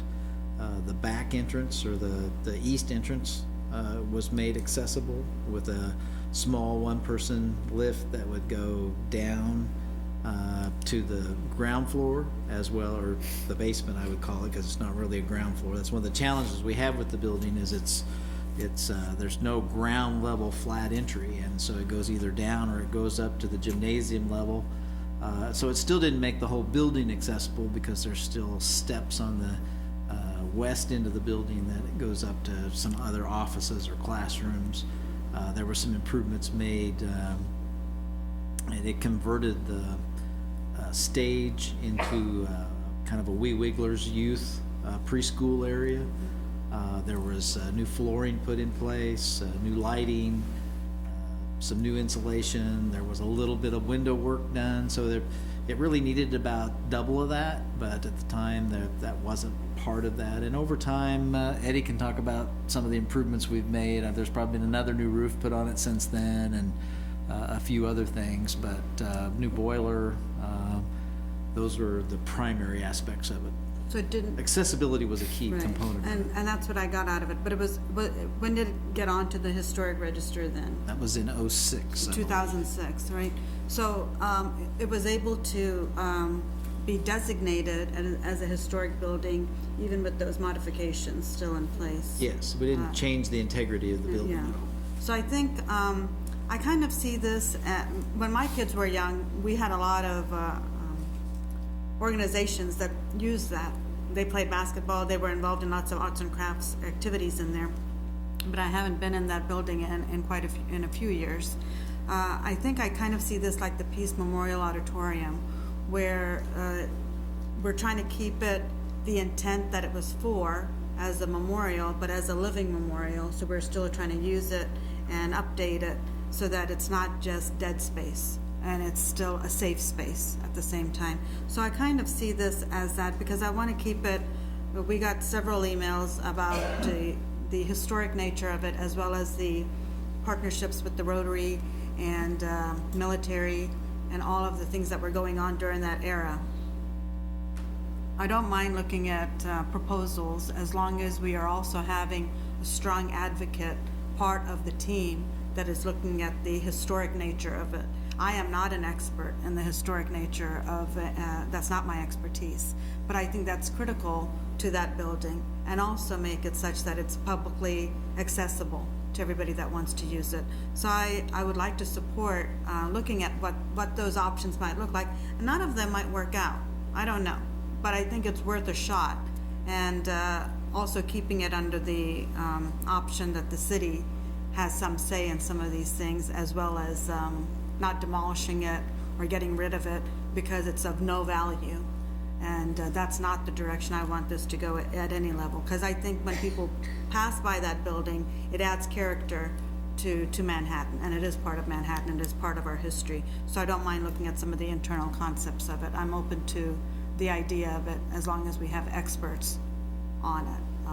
At least not just one, but maybe 2 or 3 experts that can look at all levels of it and see if it's going to change that designation, because we don't want that designation to be changed or overruled by some other entity.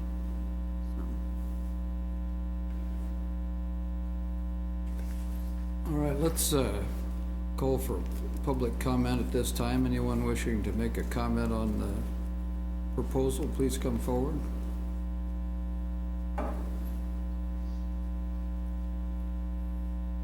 Good evening.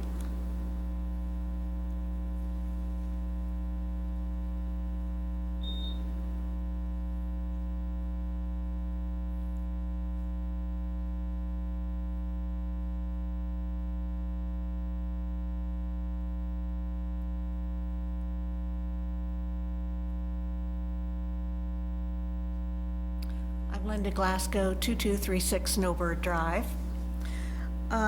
I'd like some clarification on the process for deciding what makes a viable project financially.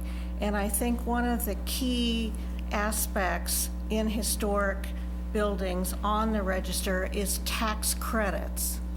So I've done a little investigation. I've contacted the SHPO office, and it appears that they have something to say about this, and they send this on to the National Park Service, and the National Park Service gives the preliminary evaluation as to whether this is eligible, a project that would be proposed might be eligible for tax credits. And it seems to me, and I'm not up on the latest as to whether the government has opened up suddenly or not, but it seems to me the National Park Service has shut down right now. And is this going to make a difference in the timeline in the analysis of whether this is a viable project economically? So the amount of time under normal circumstances that I was told was 30 to 45 days for the National Park Service to do an analysis. So does this impact the timeline that you all are going to set up for deciding whether that this is a feasible project economically? And I would like to know that before you vote on this, what's the situation? Personally, I would prefer to retain public ownership. I would second the comment about retaining the historic impact of the building, that this has been something our community over year after year, decade after decade has been proud of, and really sees the connection with our community and the military. I would like to see this as a very transparent project, process, rather than a secret process. Will the committee deliberations be open to the public? Okay. So I can understand looking at all options, but I certainly hope that we're not being funneled into anything, that we keep our minds open and do right by the building. Thank you for your time. Thank you.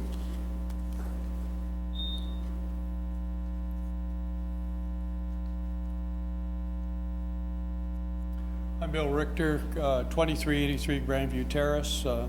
Mayor, Commissioners, I sent emails to you yesterday, and so my comments will be pretty much along the same lines right now.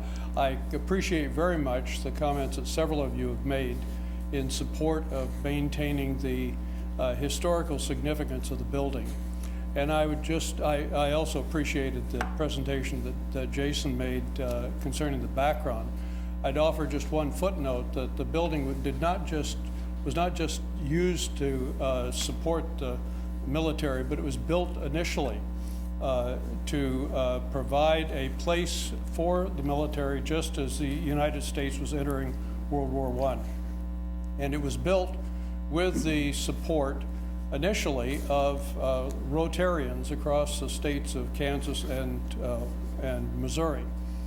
If I remember correctly, the amount was $16,000 that was contributed by the Rotarians of that district, and that was added to with $15,000 in bonds from the city of Manhattan. The purpose was to support the troops at a very crucial time in our history. So I see this as very much a part of a heritage, not only of the relationship between our community and Fort Riley and the military, but also related to the significant role that Rotary International has played in our community. That was the time that the Manhattan Rotary Club was born, and so the two were really coterminal in that regard. So what I would hope is that what you have already indicated gets written into any request for proposals, that there be some sort of a maintenance of that tradition and that heritage and that recognition of that past. And appreciate very much your giving this serious consideration. Thank you. Thanks, Bill.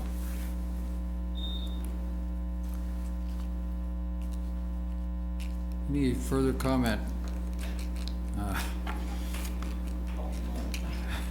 We won't count that against your time.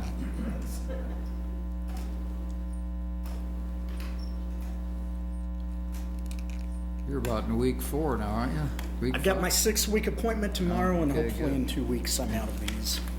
And I will sign after I speak. Kevin West, I live at 321 North 16th in Manhattan, and I'm on the Historic Resources Board and have been on there for about 2 years. And I do appreciate the commission slowing this down a little bit. The HRB, when this came to us in November, I think we were a little surprised at the timing on it and how it had to go through so quickly. So we were glad to see it come off the consent agenda. Maintenance on the facility has been deferred for a number of years, but I challenge you, look at the money we spend right now. We authorized $1 million to replace a fire truck that's 17 years old. We spent $200,000 on this building about 28 years ago. So I think it's a long-term investment, but when we don't put the money into it, it's essentially demolition by neglect. We let it wear down, then it becomes too much to keep up, and we find a reason to get rid of it, and I think it's a shame if we do that. It may be the right thing to transfer ownership or to lease it. I think it's important that the spirit of the building is what we try to retain, that it serves some kind of community function. It's a gathering place. It's not just chopped up into offices or for whatever other reason. What I think is most important, though, is that it is an open process. When we were approached at the HRB, it seemed like it was going to be closed. We wanted a selection committee, and the proposals would only be reviewed by that committee, and the information wouldn't be made public prior to that. I think just given the nature of the building, that the committee should meet in open, The proposal should be public, and before the commission votes, the public should know who's going to develop it and what's going to go in there. And I think to have that information, that's what's key to make your decision, and that's the key for the public to go, you know, this really is a good idea. I'm not anti-progress. Things need to change. And this might be a way to leverage public and private money, but we at least need to make sure it's open and that the members of the selection committee are open to going either direction on it, and that members of the committee don't have any financial interests that could be realized through the development or sale of the project. So anyone on the selection committee probably should not be involved in any businesses that might benefit from the sale or the redevelopment. Thank you. Good. Thank you.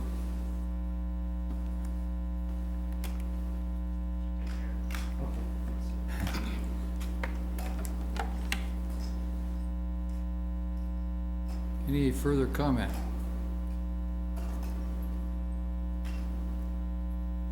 All right, we'll close public comment. Any further comment? I have a question before I start into my comments. How truly, I realize once the committee makes a recommendation, let's say they pick a proposal, that's obviously from start to finish going to be a public process, but during the actual, once we get the RFPs in, how truly public can that be? I mean, I've participated in a lot of RFPs from a private business, and our finalist presentations are not open to the public, and you can public records request our proposals, but there's a lot of redacted information that have to do with private information or intellectual property. So like, I want to make sure that we set the precedence now of what parts of the RFP process are going to be completely open and what ones will the committee just kind of be the selection. For this purpose, I mean, they vary. I mean, when we're selecting consultants for projects, you've all participated in those processes. We meet, we look at all the proposals, we bring a recommended one back to the commission. That proposal is typically in the packet. None of the rest of them are. In this instance, I don't have any problem bringing them all back to you all. Okay. I mean, it'll be very public. But I think what we're just attempting to do is get a group together to provide you a recommendation. And they're going to review them, they're going to discuss them, they're going to have a recommendation. But if you want all of them as part of the commission packet, I don't think that's an issue. I think it's fine too. I just wanted to make sure that we didn't say that up here and then we actually get in the process and we're like, oh, we're going to talk about financial solvency of the company, and that's private info, so that If part's they not don't gonna be want public. information public, they shouldn't put it in that presentation. Okay. Yep. Okay, that's all I had question-wise. So my thoughts in general on this, I spend a lot of time at the community house. I'm there once or twice a week. I play dodgeball, very poorly play dodgeball there. I play volleyball there on Thursday. And one thing I'll tell you is there's definite issues, right? I would actually consider it as somewhat of a liability that we put any recreation programs in there. I was playing volleyball one night and literally fell into a furnace. And that's not a joke. I fell into a furnace, burnt my hand.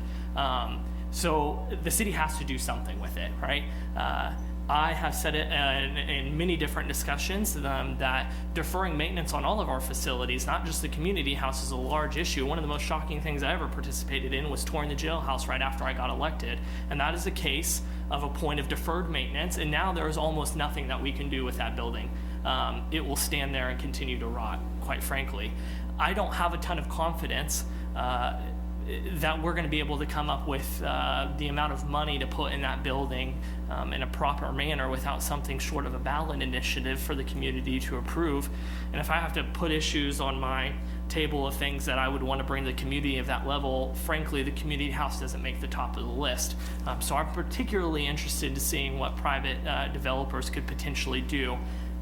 With that being said, couple of things. I would be shocked if any of these proposals are actually financially viable without the tax credits.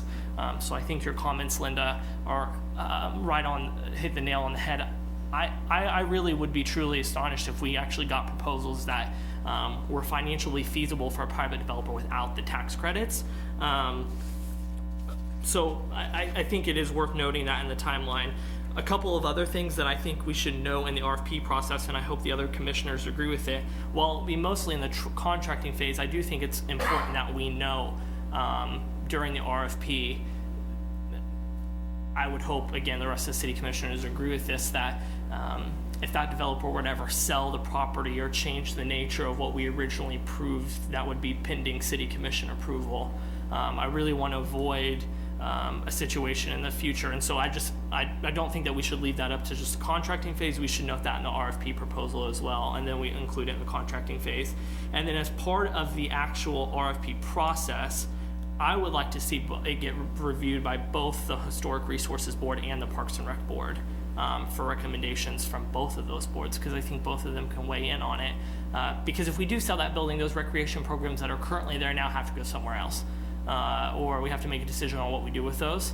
And the Historic Resources Board, their nature and the involvement in it is obviously noted. So including in the RFP, that's a priority for us, that if this ever changes hands, it will be up to city commission approval, and that including those two boards in the RFP process, I think, are important. But at this point, I don't have a ton of confidence. It's something I'll keep harping on, but I don't have a ton of confidence that we as a commission are going to set up any long-term plans in terms of how we're going to keep up with maintenance of these facilities and these buildings. And I don't want the community house to be a jailhouse, turn into a jailhouse situation, because I do enjoy it very much so. And I do think it holds note and importance, and I think this process is worth going through to see if there's an opportunity there that we can honor it in a way that frankly the city can't do at this moment. So I'm supportive of this overall with those contingencies in place. Yeah, I was gonna mention, I agree with what Commissioner McKee said. I think that you could handle having more board input on this by just making them members of the RFP thing instead of a three-part process. That's gonna complicate it a bit. But if you take the head of the Parks Board and the Historic Board and make them part of the committee that picks the RFP, I think that covers that with less bureaucracy involved. The other thing is, as Commissioner McKee said, we're building 3 new rec centers. So that sort of, eliminates anybody wanting to use the community house for a gym anymore. So that's one of the things that pushed this.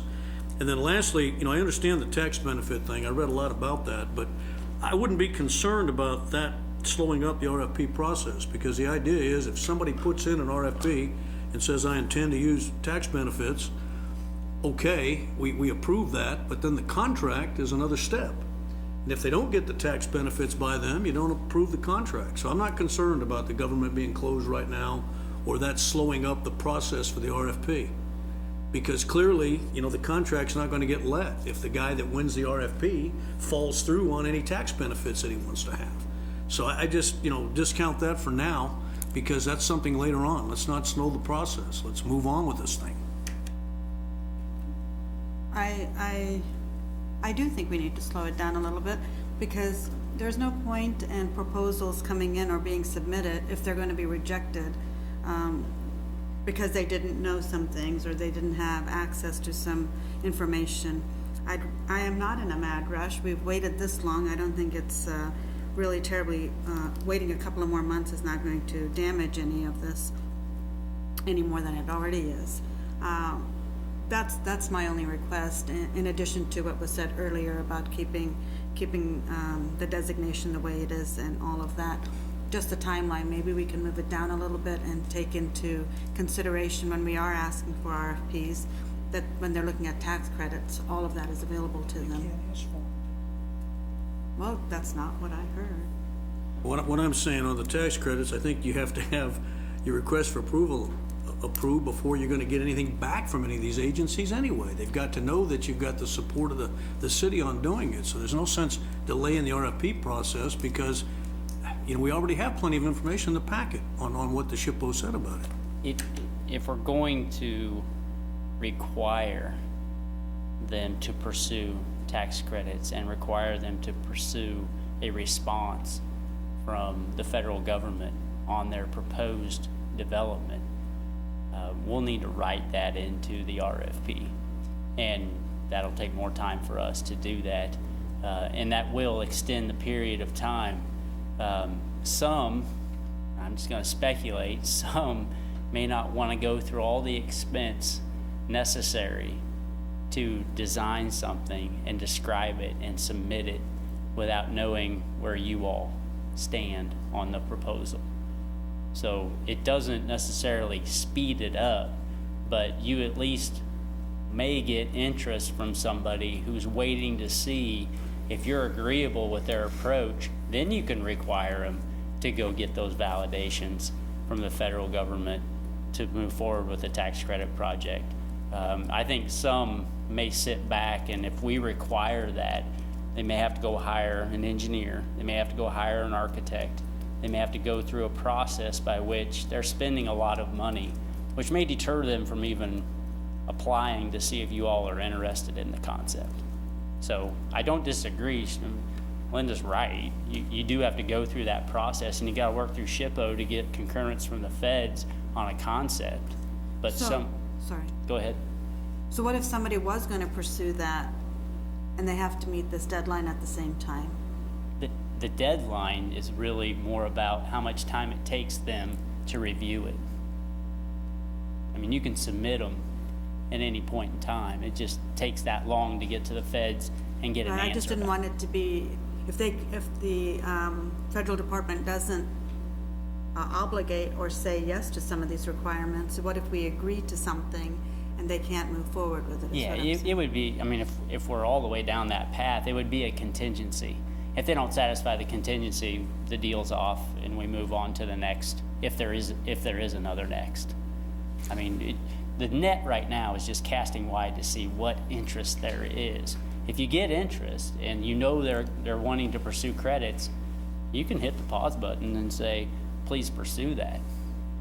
Get a response and then come back. There's a couple of things on these RFPs. One of the things you don't want to do is to put a lot of requirements in the RFP, because then it drives up the cost for every participant to submit one. So you put that, when you reach the final conclusion, that's where you put those requirements on. We should not judge someone's ability to make a viable project. When they submit an RFP, they are doing this for their own economic reasons. Whether they want to use a tax credit or not, it's totally up to them. Yeah. If they want to use a tax credit, it's up to them. So a couple of comments from my own here. Some of these have been mentioned, but we have 3 gymnasiums that are going to be built. We've offered this building before to social services. They declined. It's going to take $2.5 million to put this thing in operation, money that we don't have. And then you have to ask yourself, if you put the $2.5 million in there, what is it you're going to use it for? Where is the revenue for that $2.5 million investment? And so far, we haven't been able to come up with one. Now, I have served out at Fort Riley for several years and have gone through this same thing with SHPO over and over again. I think a lot of this has mitigated over time, but there was a time in which you just can't reach a conclusion. You can't satisfy the requirements of the Historical Society. Must keep all the same windows, must keep the old HVAC, must not touch the roof. Well, you can't preserve a building if you can't fix the roof and you can't have new windows that accurately represent the period, and you can't have a proper air conditioning system inside. So what did this thing in 2015 disclose? It said they wanted to preserve the exterior, they wanted to preserve the interior space, the open space, as best they could, but that wasn't a deal breaker. 2 stairways inside, and I think there were a total of 2 doors on the second level, and then some features with trim and wainscoting and things like that. So the RFP has 8 items in there. 8 items that can help us guide the RFP submissions and help us make a rational choice here. We also just, I think, to speak in factual terms, there's probably only a handful of people in the city of Manhattan that understand what that building is and what it was. That doesn't diminish our obligation to make sure that future generations don't know what it is.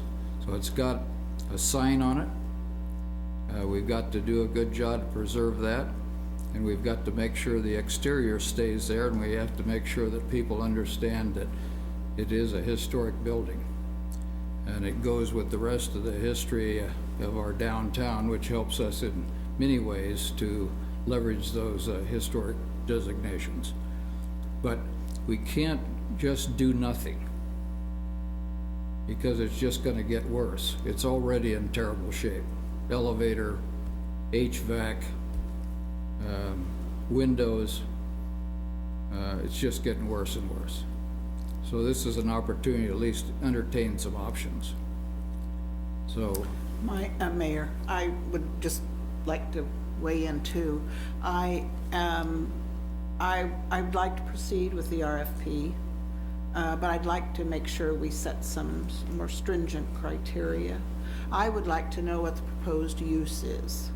I think that's part of our giving up public use, is to know how it's going to be used. And we might, you might say, well, this is just about the land or the sale, but for me, it involves what is the future intended use also.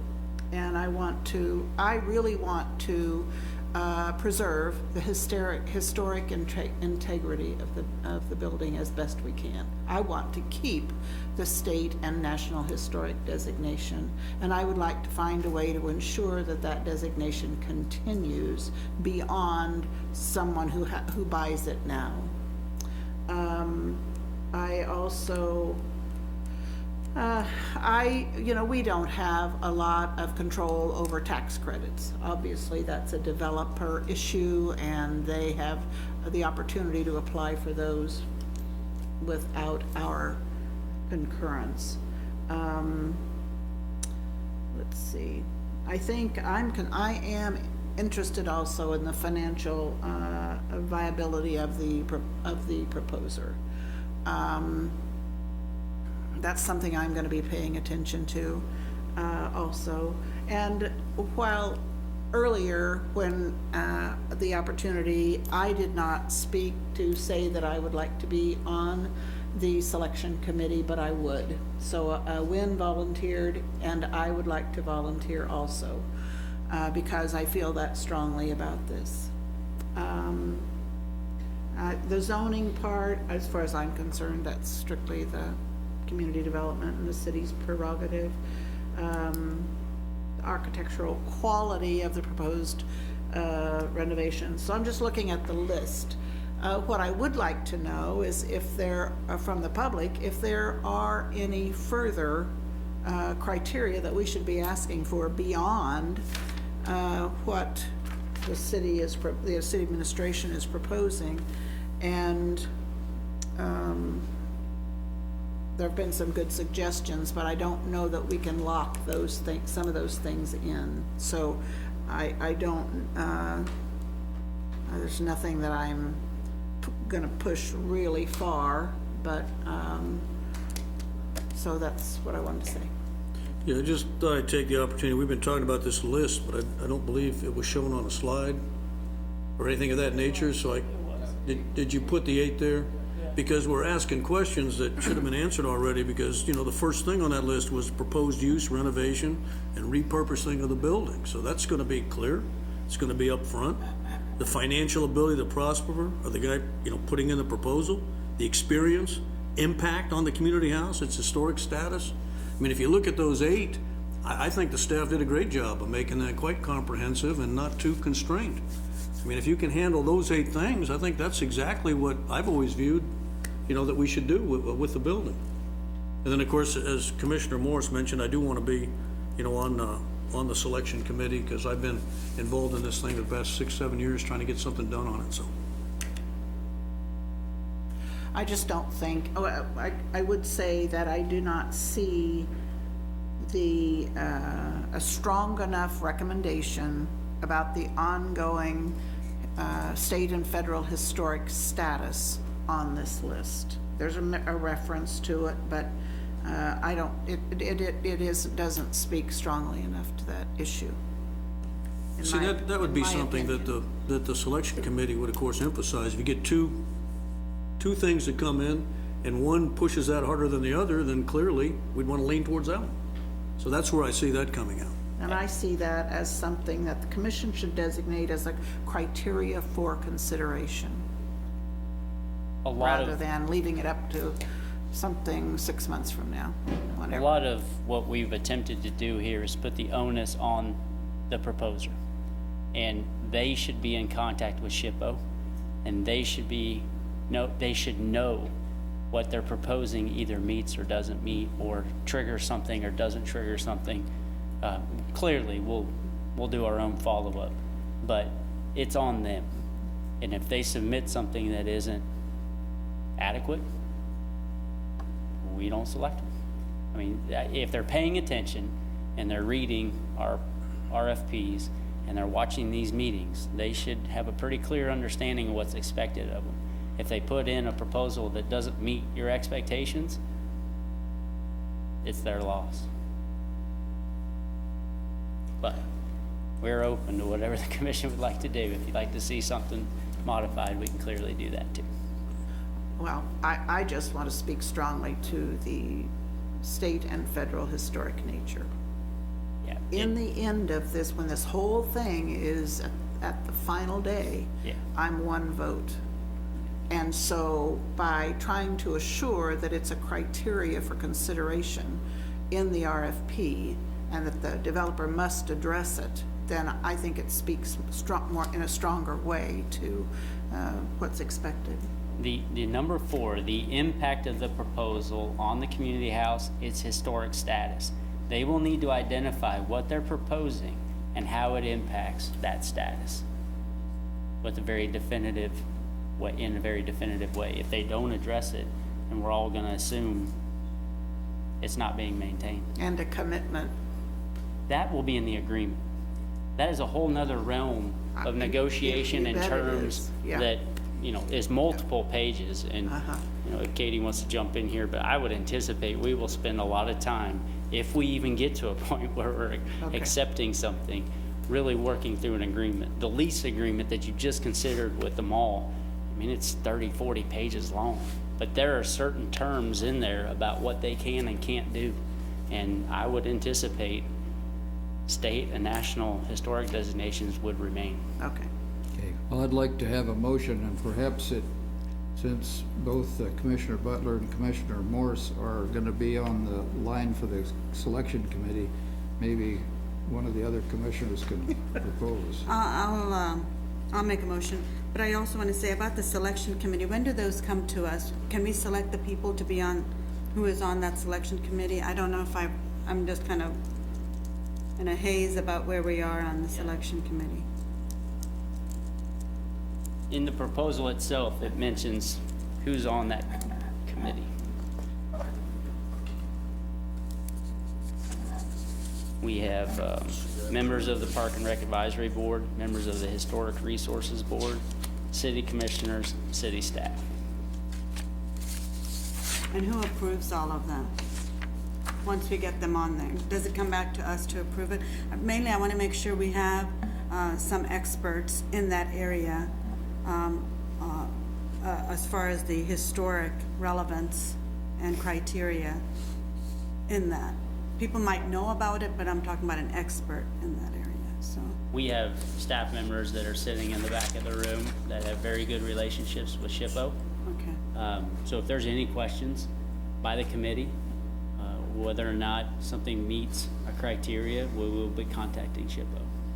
And just to add on the committee thing, because Commissioner Butler, I think this is probably the only, one of the things, it says a member of the Historic Resources Board and a member of the Parks and Rec Advisory Board. I think that's fine for the selection committee. I disagree with Commissioner Butler's statement. I still think it should go to an actual Historic Resources Board meeting and an actual Parks and Rec Advisory Board meeting, not only because it allows more people to weigh in on it, but I also think that those serve important functions to allow the public to come and comment on it more often. that offers 3 opportunities then at that point for the public to come comment to 3 different appointed/elected bodies. So I would still, even with those 2 members on there, I would still like to see this go through those 2 boards. So in a recommendation by the selection committee will be forwarded to the Historic Resources Board, Park and Rec Advisory Board, and City Commission, is what you're proposing? I have to see the other commissioners agree, but that would be the purview that I had, yes. Just wanted to- Yeah, I don't have a problem with that if the final selection is sent there and those boards can then either agree or disagree with it. But what I heard at first was that each of those boards was going to go through the RFP process, and that would be excessively bureaucratic. Just the final proposal, yeah, for them to review and weigh in on. Yeah, I'm okay with those changes. I make a motion to authorize city administration to solicit requests for proposals for the redevelopment of the community house building at 120 North 4th Street and appoint Commissioners Butler and Morris to serve on the selection committee. Second. Please call the roll. Mayor Dodson, Yes? Commissioner Reddy, Yes. Commissioner Butler, Yes. Commissioner McKee, Yes. and Commissioner Morse. Yes. Motion carries 5-0. Okay, thank you very much. The meeting is adjourned.